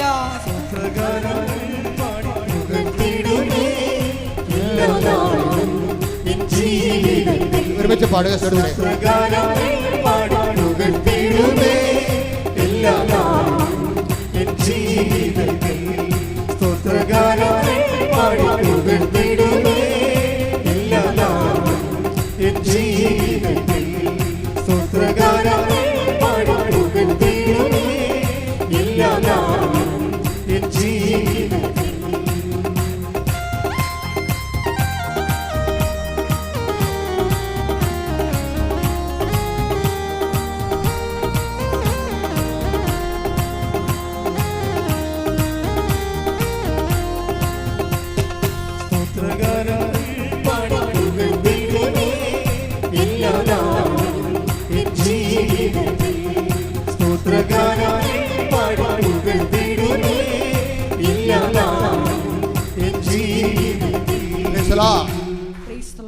എൻ്റെ പ്രിയപ്പെട്ടവരെ, നമ്മൾ കണ്ടുകൊണ്ടിരുന്ന വിഷയം എന്ന് പറയുന്നത്, കർത്താവ് നമ്മുടെ ഇടയിലൂടെ സഞ്ചരിച്ചുകൊണ്ട് എനിക്ക് ഏറ്റവും ഇഷ്ടപ്പെട്ട ഇപ്പോൾ കർത്താവ് നൽകിയത് ഒരു മലാഖ നിങ്ങളുടെ പുറകിൽ നിന്നുകൊണ്ട് തൻ്റെ കൈകൾ കൊണ്ട് നിങ്ങളെ ആശീർവദിക്കുന്നതാണ്. അപ്പോൾ ദൈവം നിങ്ങളുടെ വിഷയങ്ങളെ ഏറ്റെടുക്കുകയും നിങ്ങളെ സന്ധിക്കുകയും, അത് divide of your merits and ഡീമെരിറ്റ്സ്, അതാണ് ആ മെസ്സേജിൻ്റെ പോക്ക്. നിങ്ങളുടെ യോഗ്യതയും അയോഗ്യതയും നോക്കിയല്ല, കർത്താവ് തൻ്റെ not by merit but by grace ആണ്. ഞാൻ പറഞ്ഞു നിർത്തിയത് ആ ചേച്ചി ലിസി എന്ന് പറഞ്ഞ ചേച്ചിയുടെ സാക്ഷ്യങ്ങളാണ്. ദൈവം ഒന്ന് മനസ്സ് വെച്ചാൽ മതി, ആ സെക്കൻഡിലെ വിഷയം എല്ലാം മാറി മറിയും. ഇപ്പോൾ ലിസി എൻ്റെ അടുത്ത് ഇങ്ങനെ ക്യൂ നിന്നല്ലേ ആൾക്കാർ വരണം. ഒരാൾക്ക് 5 സെക്കൻഡാണ് കിട്ടണത് പ്രാർത്ഥിക്കാൻ, 5 or 10 കിട്ടും ചിലപ്പോൾ. ഇപ്പം ഞാനൊരു വിഷയം പറയും, ടോപ്പ് സീരിയസ് വിഷയം പറയാൻ പറയും. കാര്യം അത് ആ സമയത്ത് ടോപ്പ് സീരിയസ് എന്ന് പറയുമ്പോൾ വളരെ നിറഞ്ഞ അഭിഷേകത്തിൽ നിൽക്കുമ്പോൾ ജസ്റ്റ് അത് കേട്ടാൽ മാത്രം മതി. ഇപ്പോൾ ലിസി ഒരിക്കലും പറയാത്ത കാര്യം, പറയേണ്ടെന്ന് വിചാരിച്ച കാര്യം മറന്നുപോയ കാര്യമാണ്. ജീവിതത്തിൽ അനുഭവിച്ച് ആ വിഷയം മറന്നുപോയി. അതൊരു കരിഞ്ഞ ഉണങ്ങി കരിഞ്ഞ വടി പോലെയാണ് അമേരിക്കൻ സ്വപ്നം. പക്ഷേ ഇവർ എൻ്റെ അടുത്ത് വന്നപ്പോൾ ഉടനെ പറയണം, അച്ഛാ എനിക്ക് മക്കൾക്കും US പോയി വർക്ക് ചെയ്യണമെന്ന് പറഞ്ഞു. That's okay, blessing. അത്രേ ഉള്ളൂ. തീർന്നു, ആ വിഷയം തീർന്നു. ഇത് 18 കൊല്ലമായി ഇതിന് ട്രൈ ചെയ്യണത്. പിന്നെ അത് നടത്തി, ആ വിഷയം മറന്നുപോയെന്ന്. അങ്ങനെ വിഷയം തനിക്കുള്ള കാര്യം മറന്നുപോയി. അതാണ് കരിഞ്ഞ വടി എന്ന് പറയുന്നത്. പക്ഷേ ഈ ബ്ലെസ്സിങ്ങോടുകൂടി പിറ്റേ ദിവസം ഇവരെന്ത് സംഭവിച്ചെന്നാൽ ആരോ ഇവരോട് പറയണം ഉള്ളിരുന്ന്. അതാണ് പ്രസൻസ് എന്ന് പറയുന്നത്. ഉടമ്പടിയുടെ മെയിൻ സംഭവം പ്രസൻസ് ആണ് കേട്ടോ. നോട്ട് ബൈ മിനിറ്റിൽ ഇത് വർക്ക് ചെയ്യും, ടൈം ഷോർട്ടറിങ് ഉണ്ടാകും, ലൈറ്റ് വെയിറ്റിംഗ് ഉണ്ടാവും. Above all it's a matter of presence.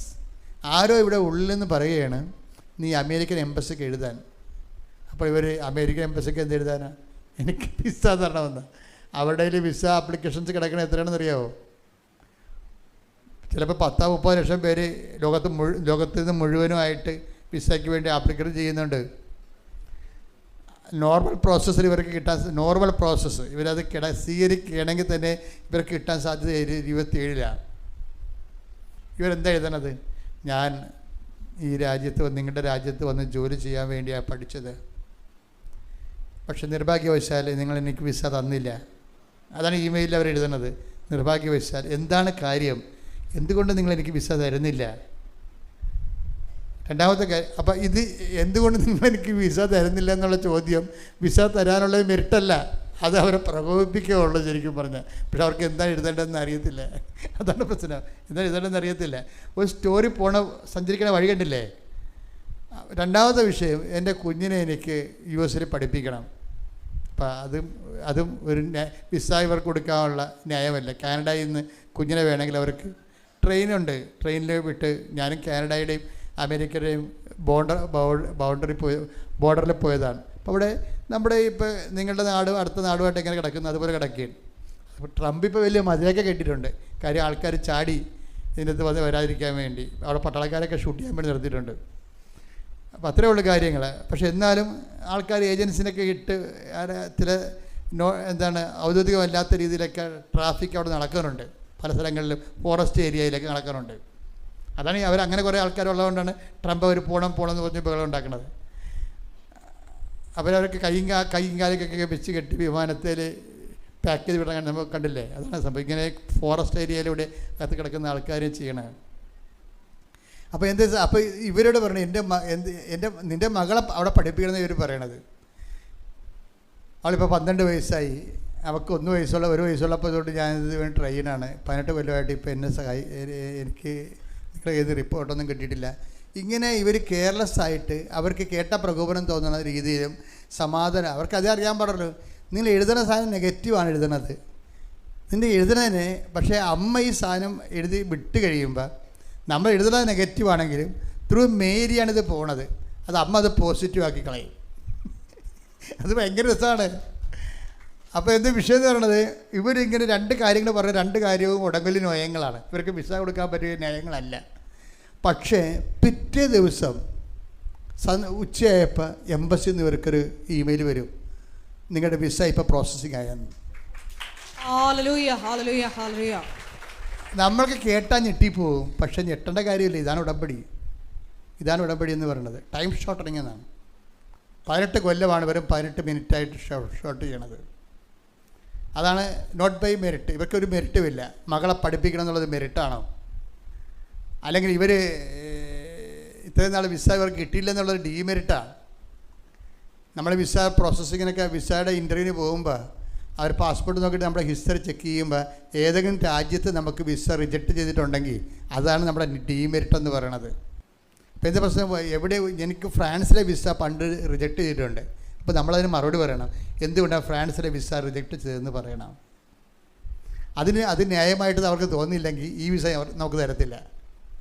അത് ന്യായം. അപ്പോൾ അതുകൊണ്ടാണ് ഭയങ്കര പാടാണ് ശരിക്കും പറഞ്ഞത്. അപ്പോൾ ഇവരോട് ഇവർ പറഞ്ഞിരിക്കണമെല്ലാം നെഗറ്റീവാണ്, മെറിറ്റ് അല്ലെങ്കിലും അമ്മ ത്രൂ മേരി ഇത് വിടുമ്പോൾ റെക്ടിഫൈ ചെയ്തേ വിടത്തുള്ളൂ. എൻ്റെ സ്പെല്ലിംഗ് മിസ്റ്റേക്ക് എല്ലാം തിരുത്തി പ്രസൻറ്റബിൾ ആക്കിയത്. അമ്മ എന്താണെന്ന് ഇപ്പോഴും എനിക്ക് പിടിയിട്ടില്ല. ഞാൻ അമ്മയെ നേരെ കണ്ടാളെന്നൊക്കെ പറഞ്ഞാൽ കറക്റ്റാണ്. പക്ഷേ ഇതിലൊക്കെ അമ്മ ആരാണെന്ന് പിടിയിട്ടില്ല. അത്രയ്ക്ക് വേറെ വിഷയമാണ്. ഇത് റീഫോർമാറ്റ് ചെയ്യും നമ്മുടെ കത്തുകൾ. പ്രസൻസിൽ ഇരുന്നുകൊണ്ട് ഇതിൻ്റെ ഏത് സ്പെല്ലിങ്ങാണ്, ഏത് സെൻറ്റൻസാണ് എഴുതേണ്ടത്, എന്നിട്ട് ഇത് പ്രസൻറ്റ് ചെയ്യുമ്പോൾ ഇത് പ്രസൻറ്റബിൾ ആക്കും. അവർക്ക് ഇവരുടെ ഇത് വായിച്ചപ്പോൾ തന്നെ അവർ പെട്ടെന്ന് എടുത്ത് പ്രോസസ്സിലേക്ക് കൊടുത്തു, ഗ്രീൻ കാർഡിൻ്റെ പ്രോസസ്സിലേക്ക് കൊടുത്തു. പിന്നെ പെട്ടെന്നാണ് ഇവർക്ക് മെഡിക്കൽ കെയർ നടക്കുന്നത്, ഇൻ്റർവ്യൂ നടക്കുന്നത്, അതിനുശേഷം മെഡിക്കൽ നടക്കും. പെട്ടെന്നല്ല അത് അതായത് 3-4 കൊല്ലം എടുത്ത് 2-3 കൊല്ലമൊക്കെ എടുത്ത് നടത്തേണ്ട പ്രോസസ്സെല്ലാം ഒരാഴ്ച മെഡിക്കൽ, ഒരാഴ്ച ഇൻ്റർവ്യൂ, അടുത്ത ആഴ്ച മെഡിക്കൽ, പെട്ടെന്നാണത്. അതിനാണ് ടൈം ഷോർട്ടനിങ് എന്ന് പറയണത്. സമയമായില്ലെന്ന് പറഞ്ഞാൽ അവൻ പറയണ പോലെ ചെയ്യുമ്പോൾ ടൈം ആകാത്ത സമയം ചുരുങ്ങി വരും. അതാണ് ടൈം ഷോർട്ടനിങ്. അതുപോലെ തന്നെ ലൈറ്റ് വെയ്റ്റിങ്, എന്നുവെച്ചാൽ വലിയ ഭാരമുള്ള നടക്കാത്ത കാര്യം, 18 കൊല്ലം നടക്കാത്ത കാര്യം ചുമ്മാ ഇങ്ങനെ തൂല് പോലെ നടക്കും, ലൈറ്റ് വെയ്റ്റിംഗ് ആയിട്ട് നടക്കും. ഇതല്ല. പക്ഷേ അപ്പോൾ നമ്മൾ ശ്രദ്ധിക്കേണ്ടത് ഉടമ്പടി നമ്മൾ ലൈറ്റ് വെയ്റ്റിംഗ് ആയിട്ട് ചെയ്യണം. മനസ്സിലായില്ലേ? ഇത് എപ്പോഴും നമ്മൾ ഉടമ്പടി എന്താ ഭാരച്ചുരുക്കത്തിൽ ചെയ്യണം. ഭാരച്ചുരുക്കത്തിൽ ഉടമ്പടി ഭാരച്ചുരുക്കം നമുക്ക് അനുഭവിക്കണം എന്നുണ്ടെങ്കിൽ നമ്മൾ ഉടമ്പടി ആക്ടിവേറ്റ് ചെയ്യുമ്പോൾ അതും ഭാരച്ചുരുക്കത്തിൽ ചെയ്യണം. അപ്പോൾ എങ്ങനെ ഭാരച്ചുരുക്കത്തിൽ ചെയ്യണത്? ഞാൻ പത്രം കൊടുത്ത് അവർ വല്ല എന്നെ തന്തക്ക് വിളിക്കുക, അയ്യോ എന്നാൽ അവർക്ക് കൊടുക്കണ്ടേ, ഇവർക്ക് കൊടുത്തേക്കാം. അതാണ് ഭാരം എന്ന് പറയണത്. മനസ്സിലായില്ലേ? നിങ്ങൾക്ക് വിലക്ക് പണി കിട്ടണമെന്ന് വെച്ചാൽ പണി ഇരന്ന് മേടിക്കണതാണ്. നിങ്ങൾ ദൈവത്തിൻ്റെയൊക്കെ ഒന്ന് ചെയ്യാൻ പറ്റാത്ത കാര്യം ചെയ്തിട്ട് കിടന്ന് മോങ്ങണതാണ്. ഇത് ദൈവസ്നേഹമുള്ളവനാണെങ്കിൽ അവൻ ആരാ? ഒരു വ്യക്തിയായി കാണുമ്പോൾ നിങ്ങൾക്ക് ആരാണെന്ന് തോന്നണം. അവൻ പഞ്ചായത്ത് പ്രസിഡൻ്റാണ്, പാർട്ടി സെക്രട്ടറി ആണെന്നല്ല തോന്നേണ്ടത്. അവൻ യേശുക്രിസ്തുവിൻ്റെ വിശുദ്ധമായ രക്തം ഈ ഭൂമി വീണിട്ട് 2000 കൊല്ലമായി, ഇന്ന് വരെ വീണ്ടെടുക്കപ്പെടാത്തൊരു വ്യക്തിയാണത്. എൻ്റെ ഉത്തരവാദിത്തമാണ് അവനെ വിശ്വാസത്തിലേക്ക് കൊണ്ടുവരേണ്ടത്. അതാണ് അവൻ. കൈയടിക്കട്ടെ, ശ്രുതികളെ ഹല്ലേലൂയ.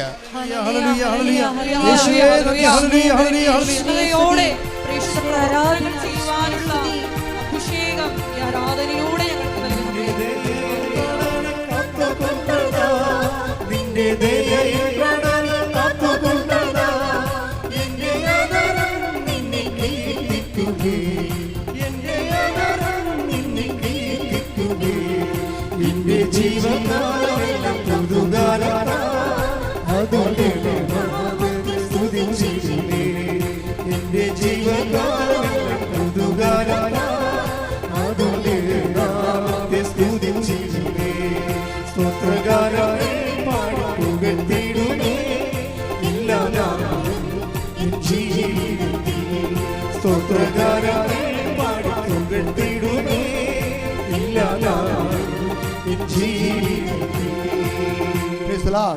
അപ്പോൾ ലൈറ്റ് വെയ്റ്റിംഗ് എന്ന് പറയണത് മഹാഭാരം പിടിക്കുന്ന ഒരു സംഭവങ്ങളെ ഈസി ആയിട്ട് ഭാരച്ചുരുക്കം സംഭവിക്കും. പക്ഷേ ഉടമ്പടി ഭാരച്ചുരുക്കം സംഭവിക്കണമെങ്കിൽ എന്തിനാണെന്നാണ് പറയണത്? നിങ്ങൾ ഉടമ്പടി ഭാരച്ചുരുക്കത്തോടെ ചെയ്യണം. അതാണ് വിഷയം. ഭാരച്ചുരുക്കം സംഭവിക്കും, ഭാരം ലഘുവായിട്ട് തോന്നും. പക്ഷെ അതിനെന്ത് ചെയ്യണം? നിങ്ങൾ ഉടമ്പടി ഭാരച്ചുരുക്കത്തോടെ ചെയ്യണം.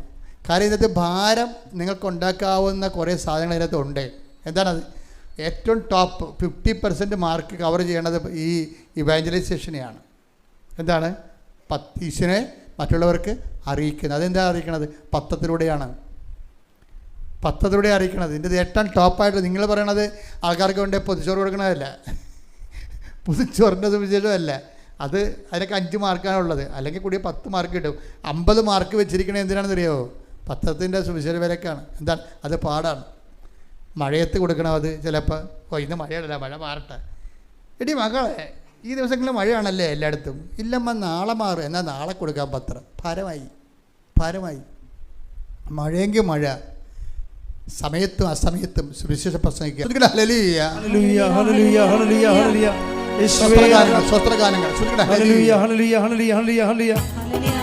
ഒരുമിച്ച് പാടുക.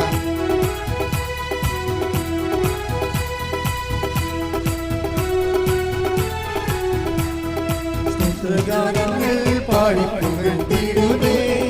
എല്ലാ നാളും എൻ ജീവിതത്തിൽ സ്തോത്രഗാനങ്ങൾ പാടി പുകഴ്ത്തിടുന്നേ. എല്ലാ നാളും എൻ ജീവിതത്തിൽ നിന്റെ ദയ എന്നവനെ കാത്തുകൊണ്ടതാ. നിന്റെ ദയ എന്നവനെ കാത്തുകൊണ്ടതാ. എന്റെ അയരം നിന്നെ കീർത്തിക്കുകേ. എന്റെ അയരം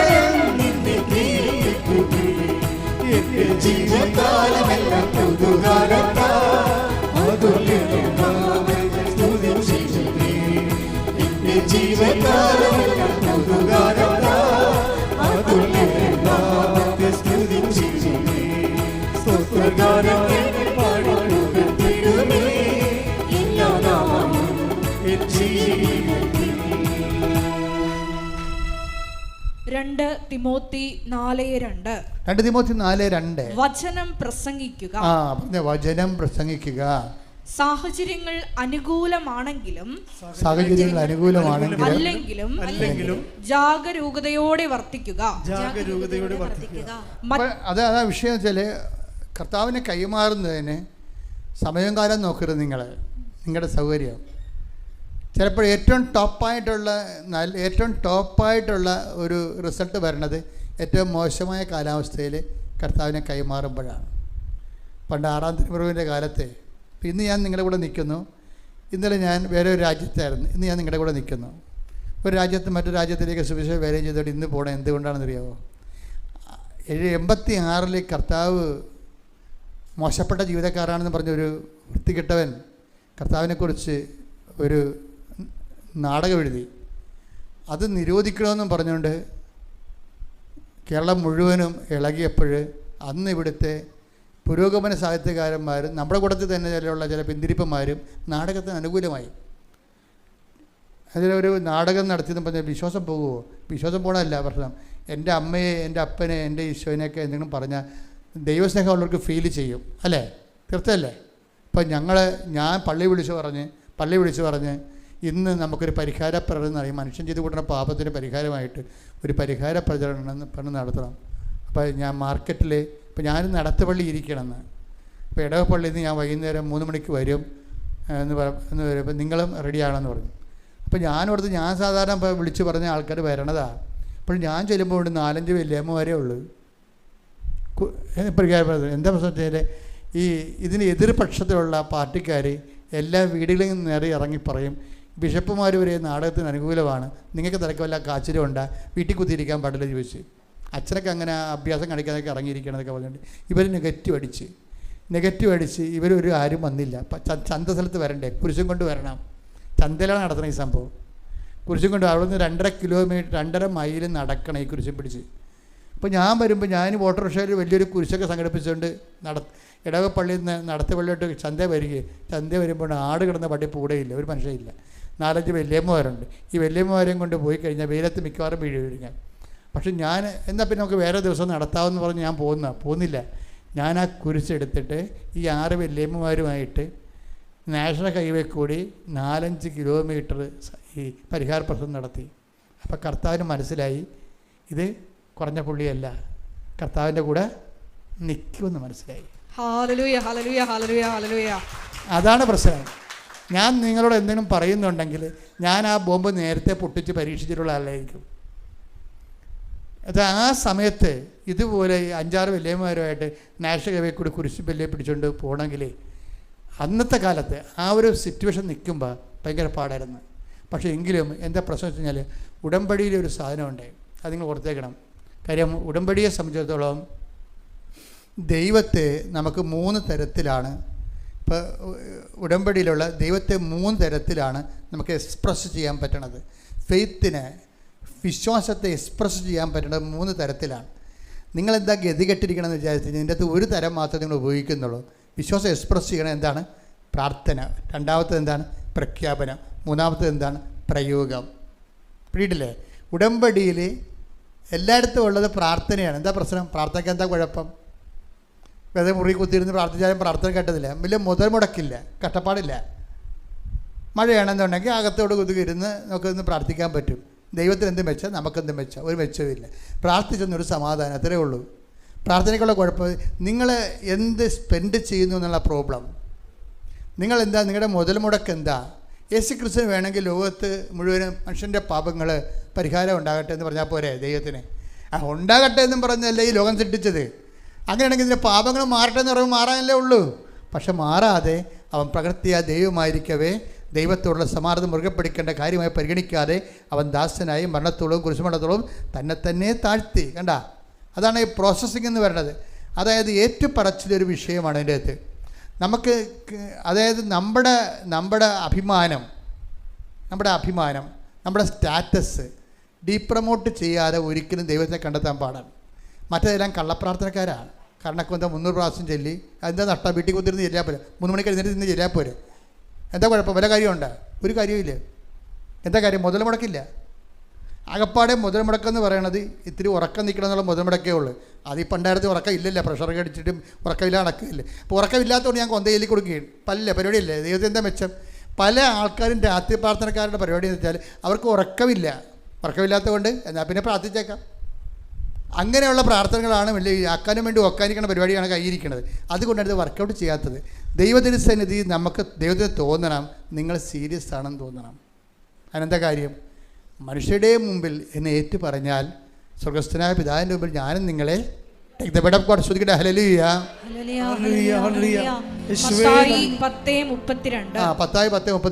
മനുഷ്യരുടെ മുമ്പിൽ എന്നെ ഏറ്റുപറയുന്നവനെ എന്റെ സ്വർഗസ്ഥനായ പിതാവിന്റെ മുമ്പിൽ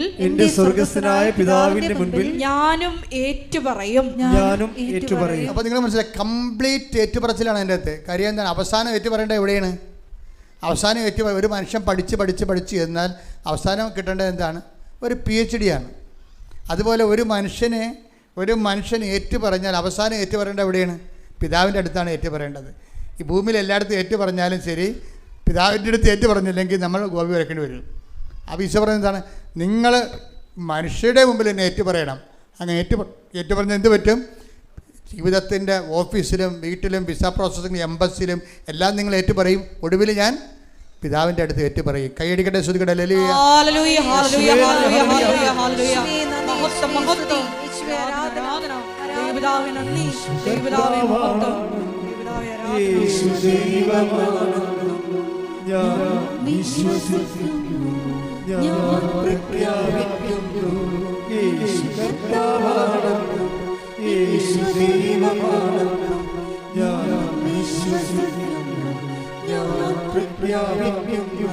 യേശുവേ രക്ഷകാ കർത്താവേ നാഥനേ, യേശുവേ രക്ഷകാ കർത്താവേ നാഥനേ.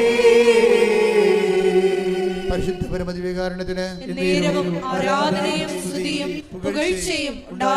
അതാണ് പ്രഖ്യാപനം എന്ന് പറയണത്. പ്രഖ്യാപിക്കാൻ എന്ത് വേണം? വീട്ടിലിരുന്ന് കയറി പ്രഖ്യാപിക്കാൻ പറ്റത്തില്ല. അതെന്ത് വേണം? 10 മനുഷ്യർ വേണം. പ്രാർത്ഥനയ്ക്ക് മനുഷ്യരാവശ്യമില്ല. വീട്ടിൽ കുതിരുന്ന് പ്രാർത്ഥിക്കാം. കർത്താവ് പറഞ്ഞിട്ടുണ്ട് കഥ കടച്ച് പ്രാർത്ഥിക്കാമെന്ന്. പക്ഷേ നമ്മളെ മുടക്കം മുതൽ കുറവായിരിക്കും ഈ വിഷയത്തിന്. പക്ഷെ 10 പത്രം ഈ മഴയത്ത് കൊണ്ട് നടന്ന് ഓരോരുത്തരും ഏൽപ്പിക്കണമെന്ന് വെച്ച് കഴിഞ്ഞാൽ അതിന് കുറച്ച് കഷ്ടപ്പാടാണ്. ഇവിടെ പലപ്പോൾ ആൾക്കാരും പറയും ഞങ്ങൾ ഒരു കെട്ട് പത്രം എടുക്കാൻ പറയുമ്പോൾ 18 പേരെ കണ്ടെത്തണം. കെട്ടുമായിരിക്കും അല്ലേ? വല്ല തന്തക്കും വിളിക്കുക അവർ. ഇതും പറഞ്ഞുകൊണ്ട് പെയ്തും പെരുക്കാണ് പോണത്. അപ്പോൾ നിങ്ങൾ കൊടുക്കേണ്ട കാര്യമില്ല കേട്ടോ. നിങ്ങളൊരു ജന്മം ഇവിടെ ഇല്ലെങ്കിലും കർത്താവിൻ്റെ സുവിശേഷത്തിന് വേണ്ടി വേറെ ആൾക്കാരുണ്ടെന്ന് ഓർത്തേക്കണം. ശ്രുതിക്കട്ടെ. ഹല്ലേലൂയ. ഹല്ലേലൂയ ഹല്ലേലൂയ ഹല്ലേലൂയ ഹല്ലേലൂയ ഹല്ലേലൂയ ഹല്ലേലൂയ മഹത്വം മഹത്വം ആരാധന ഹല്ലേലൂയ ഹല്ലേലൂയ ഹല്ലേലൂയ. യേശുവേ രക്ഷകാ കർത്താവേ നാഥനേ, യേശുവേ രക്ഷകാ കർത്താവേ നാഥനേ. പരിശുദ്ധ പരമദിവ്യകാരുണ്യത്തിന് ആരാധനയും സ്തുതിയും പുകഴ്ചയും ഉണ്ടായിരിക്കട്ടെ. കർത്താവ് തലക്ക് പിടിച്ച വ്യക്തികളായിരിക്കണം. എന്ന് വെച്ച് കഴിഞ്ഞാൽ ഈശോയ്ക്ക് വേണ്ടി ജീവിക്കണം. അതിന് ഈശോയെ ആൾക്കാർക്ക് കൈമാറണം. അങ്ങനെ തോന്നിയാൽ, ദൈവത്തിന് അങ്ങനെ തോന്നിയാൽ പിന്നെ ദൈവം ഒരിക്കലും നിന്നെ അടയാളപ്പെടുത്തും. രജിസ്റ്റർ ചെയ്യും നിന്നെ. കർത്താവിൻ്റെ പുസ്തകത്തിൽ നിൻ്റെ പേരെഴുതി ചേർക്കുമെന്ന് പറഞ്ഞാൽ മോശസ്സല്ലേ പറഞ്ഞത്? നിൻ്റെ പുസ്തകത്തിലും എൻ്റെ പേര് മായ്ച്ചു കളയാൻ ഉദ്ദേശിച്ചത് പറഞ്ഞതല്ല. എന്നാലും കർത്താവ് ജനങ്ങളുടെ ഇടയിൽ കർത്താവ് നശിപ്പിച്ചു കഴിഞ്ഞാൽ അവർ പ്രാകുമ്പോൾ കർത്താവ് അത് കേൾക്കാൻ മോശസിന് സഹിക്കാൻ പറ്റത്തില്ല. അതുകൊണ്ടാണ് അവർ തോന്നിവാസം നിന്നെ പറഞ്ഞ ഞാൻ പിന്നെ ജീവിച്ചിരിക്കുന്നത്. അത്രയും ദൈവസ്നേഹമാണ് ആ മനുഷ്യനെ. എൻ്റെ മക്കളെ, ഉടമ്പടിയിൽ വിഷയസ്നേഹമല്ല വേണ്ടത്, ദൈവസ്നേഹമാണ് വേണ്ടത്. എൻ്റെ ജന്മം ഇനിയുള്ളത് എൻ്റെ കർത്താവിന് വേണ്ടി ഞാൻ ജീവിക്കും എന്ന് പറഞ്ഞ് എൻ്റെ ജന്മം, എൻ്റെ എൻ്റെ ജീവിതം ഇനിയുള്ളത് എൻ്റെ കർത്താവിന് വേണ്ടി ഞാൻ ജീവിക്കും. എൻ്റെ കർത്താവിന് വേണ്ടി ഞാൻ ജീവിക്കുമ്പോൾ ഞാൻ അഭിമുഖീകരിക്കുന്ന എല്ലാ പ്രശ്നങ്ങൾക്കും പരിശുദ്ധ അമ്മ എനിക്ക് വേണ്ടി മാധ്യസ്ഥം വഹിക്കും. അമ്മേ, പരിശുദ്ധ അമ്മേ, എൻ്റെ ജീവിതത്തെ പുനഃക്രമീകരിക്കണമേ. ഈശ്വരയോടെ പ്രാർത്ഥിക്കുവാൻ, സ്നേഹത്തോടെ ജീവിക്കുവാൻ, സ്നേഹത്തോടെ സാക്ഷികളാകുവാൻ എനിക്ക് പ്രത്യേക അഭിഷേകം നൽകണമേ. ശ്രുതികട ഹല്ലേലൂയ, ഹല്ലേലൂയ, ഹല്ലേലൂയ, ഹല്ലേലൂയ. മഹത്വം, മഹത്വം, ആരാധന, ആരാധന. ഹല്ലേലൂയ, ഹല്ലേലൂയ, ഹല്ലേലൂയ. ദൈവപിതാവേ നന്ദി, ദൈവപിതാവേ മഹത്വം.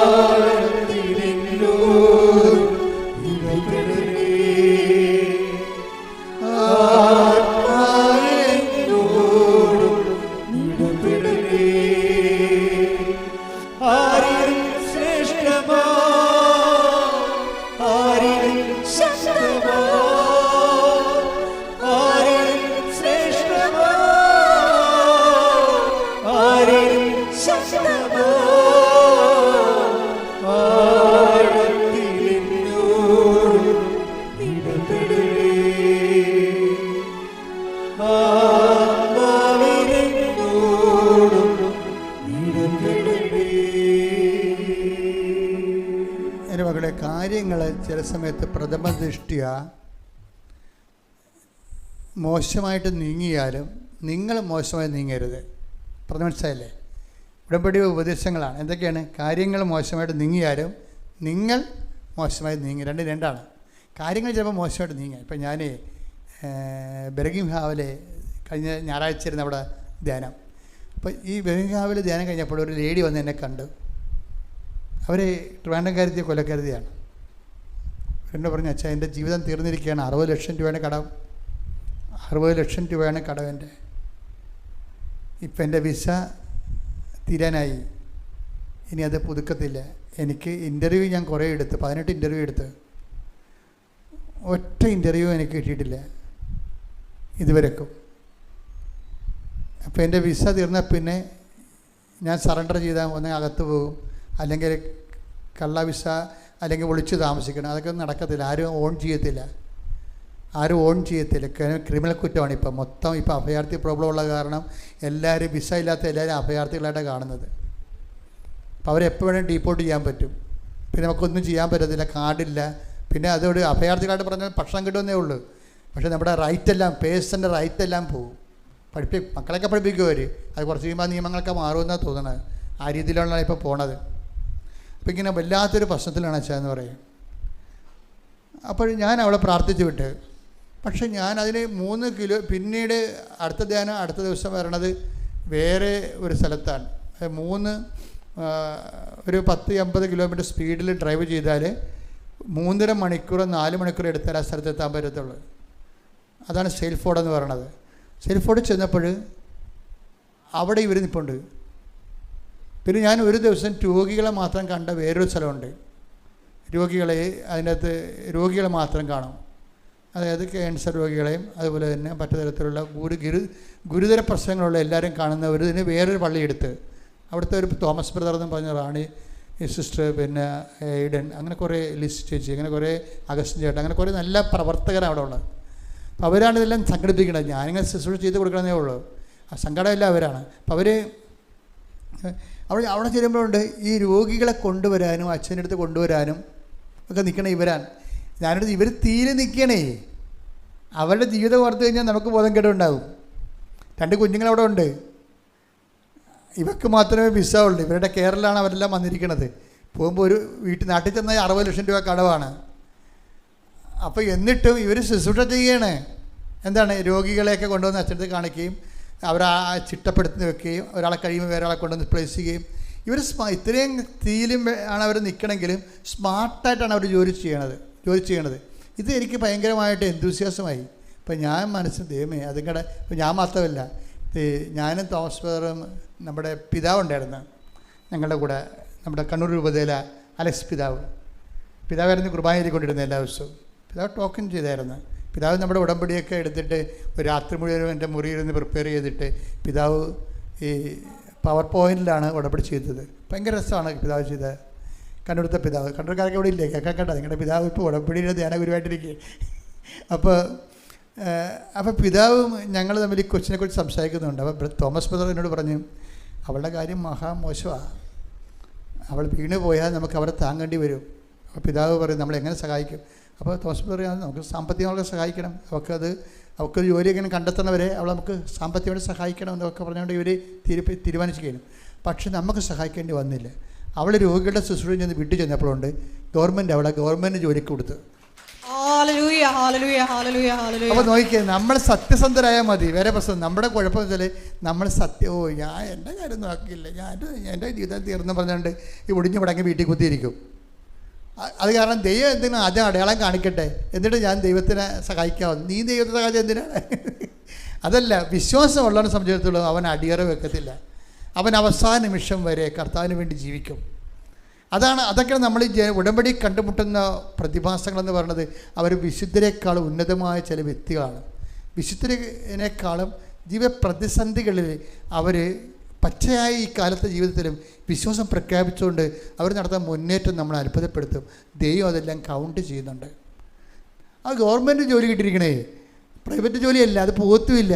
ഭയങ്കര ആനുകൂല്യങ്ങളോട് കൂടിയാണ് ദൈവം അവളെ അവസാന നിമിഷം വിസ എക്സ്പയർ ആകുന്നതിന് 24 മണിക്കൂർ മുമ്പ് കർത്താവ് അവളെ കോരിയെടുത്ത്. Price the Lord. അപ്പോൾ അതാണ് കർത്താവ്. നിങ്ങൾ ഉടമ്പടി ഈശോനെ കണ്ടെത്തിയില്ലെങ്കിൽ നിങ്ങളൊരു പോക്ക് ജന്മമാണ്, ഓർത്തേക്കണം. കാരണം അതിനേക്കാൾ വലിയൊരു സംഭവം ഇനി ഇല്ല. നിങ്ങൾ ഉടമ്പടി നിങ്ങളത് വൃത്തിയും മേനയായിട്ട് ചെയ്ത് ദൈവത്തെ കണ്ടെത്താൻ വേണ്ടിയാണ് നിങ്ങളെ വിളിച്ചിരിക്കുന്നത് ദൈവം. അപ്പം അതിനോട് അർത്ഥവത്തായിട്ട് നിങ്ങൾ പ്രതികരിച്ചിട്ട് സത്യസന്ധമായ സാക്ഷികളായി മാറണം. പ്രാർത്ഥിച്ചേ, കർത്താവേ അർത്ഥവത്തായി അങ്ങയെ കണ്ടെത്തി ജീവിച്ച് സത്യസന്ധമായി സാക്ഷികളാകാൻ ഞങ്ങളെ സഹായിക്കണമേ. എഴുന്നേൽക്കുക. അവസാന സമർപ്പണ പ്രാർത്ഥനയെ സ്തുതിപ്പുവാണ്. അച്ഛൻ നിങ്ങളുടെ രോഗങ്ങൾ, കല രോഗങ്ങൾ, കിഡ്നി രോഗങ്ങൾ, അൾസർ രോഗങ്ങൾ, ജോലിയില്ലാത്ത അവസ്ഥകൾ, ജപ്തി നടപടികൾ, വിസ നടക്കാത്ത വിഷയങ്ങൾ, കുടുംബത്തിലെ അസ്വസ്ഥതകൾ, കലഹങ്ങൾ, സാമ്പത്തിക കടങ്ങൾ, ഈ മേഖലകളെല്ലാം കർത്താവിൻ്റെ തിരുസന്നിധി. നിങ്ങൾ എന്തിനു വേണ്ടിയാണ്, എന്താണ് നിങ്ങളുടെ കണ്ണുനീരിൻ്റെ കാരണങ്ങൾ, അത് കർത്താവിൻ്റെ കയ്യിൽ ഏൽപ്പിക്കുന്ന സമയമാണ്. ഇടിമുഴക്കം പോലെ ശ്രുതിക്കട്ടെ. Hallelujah.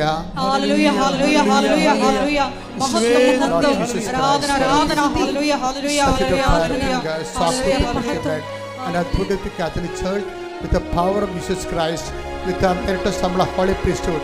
I bless the Holy.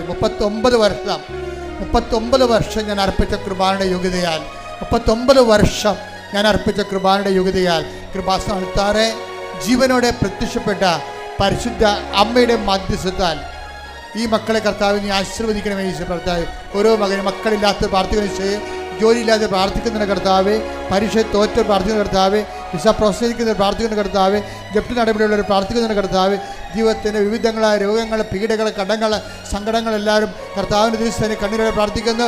യേശു ക്രിസ്തുവിൻ്റെ ശക്തി, ദൈവത്തിൻ്റെ കൃപ നിങ്ങളിലേക്ക് ആവശ്യിക്കട്ടെ. മാർഗരോഗങ്ങൾ, തീരാവേദികൾ, ജീവിത ദുരിതങ്ങൾ യേശുവിൻ്റെ നാമത്തിൽ മാറിപ്പോകട്ടെ. ശ്രുതിക്കട്ടെ.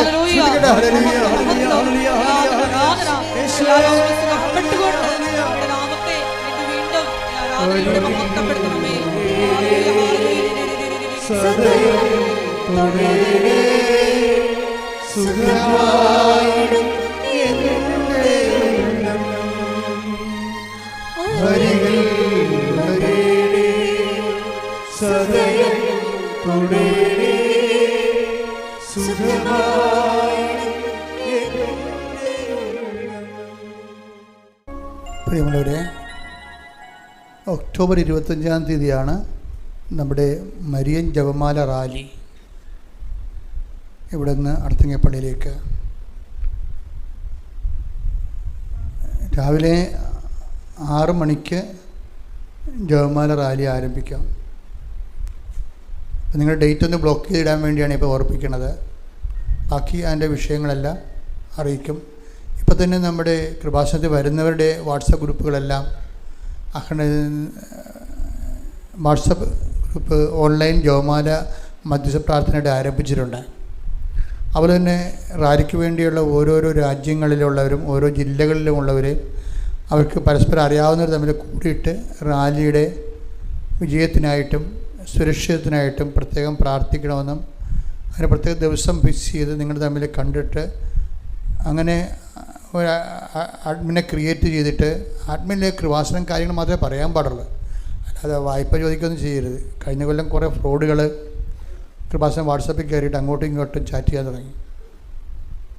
അത് അങ്ങനെ അവർ വോളണ്ടിയേഴ്സ് എന്ന് പറഞ്ഞ് വന്നതാണ്, പക്ഷേ കൃപാസനം എന്താണെന്ന് പോലും അറിയാൻ പാടാത്തവർ എൻ്റെ അത് കയറി. അപ്പം അങ്ങനെയുള്ളതൊന്നും സംഭവിക്കരുത്. നിങ്ങളത് നിങ്ങൾക്ക് അഡ്മിഷൻ, അതായത് ഒരു ഉടമ്പടി പുതുക്കി വരും, 3 പ്രാവശ്യമെങ്കിലും പുതുക്കിയവരാണ് അഡ്മിനാകേണ്ടത്, അവരാണ് സ്റ്റാർട്ട് ചെയ്യേണ്ടത്. ഉടമ്പടി 3 പ്രാവശ്യങ്ങളും പുതുക്കിയവർ അഡ്മിൻ ആയിക്കൊണ്ട് വാട്സപ്പുകൾ ക്രിയേറ്റ് ചെയ്യാം. പക്ഷേ അഡ്മിൻ കൃപാസനമായിട്ട് ബന്ധപ്പെട്ട് അതിൻ്റെ നമ്പർ ജനറൽ മാനേജറിൻ്റെ നമ്പർ 79 07 622 497. അപ്പോൾ ഒരു ഉടമ്പടി 3 പ്രാവശ്യങ്ങളും പുതുക്കിയവർ അഡ്മിനായിക്കൊണ്ട് നിങ്ങൾക്ക് പരിചയമുള്ള കൃപാസനത്തിൽ ഉടമ്പടി എടുത്തിട്ടുള്ളവരുടെ വാട്സപ്പ് ഗ്രൂപ്പുകൾ, ഉടമ്പടി എടുത്തിട്ടുള്ള വാട്സപ്പ് ഗ്രൂപ്പാണ് ഉണ്ടാകാവുക, എടുക്കാത്തതിൻ്റെ അകത്ത് കയറ്റരുത്, അവർക്ക് അറിയാൻ പാടില്ല. അപ്പം അതുകൊണ്ട് അങ്ങനെ ചെയ്തതിന് ശേഷം അഡ്മിന് ഇപ്പം പറഞ്ഞ നമ്പറിൽ വിളിച്ചിട്ട് നിങ്ങളുടെ കൂട്ടായ്മ അച്ഛൻ നേരിട്ട് വിളിക്കുന്നുണ്ട്. അതുകൊണ്ടാണ് നിങ്ങളുടെ നമ്പർ, അഡ്മിൻ്റെ നമ്പർ ജനറൽ മാനേജർ കൊടുക്കണമെന്ന് പറയണത്. ആ കൂട്ടായ്മ അഡ്മിന്മാരെ അച്ഛൻ നേരിട്ട് വിളിക്കുന്നുണ്ട്, അഡ്മിൻ്റെ ഒരു സഹായിയെ കൂടി വിളിക്കും. അപ്പം അങ്ങനെ ഈ ദിവസങ്ങളിൽ ആഗസ്റ്റ് മാസം തന്നെ അത് വിളിക്കുന്നതായിരിക്കും.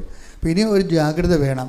നമ്മൾ ലോകത്തെ ഏറ്റവും വലിയ ദൈവാനുഗ്രഹത്തിൻ്റെ ഒരു പാതയിലേക്ക് പോവുകയാണ്. October 25 ജവമാന rally. ഓക്കെ അല്ലേ? നിങ്ങളുടെ ബാക്കി വിഷയങ്ങൾ, ഓരോരുത്തരുടെയും സങ്കട വിഷയങ്ങൾ മൗനമായി ദിവ്യകാരുണ്യ തിരുസേനയും ഈശോയുടെ അമ്മയുടെ മാധ്യസ്ഥ സമർപ്പിക്കേണ്ട സമയമാണിത്.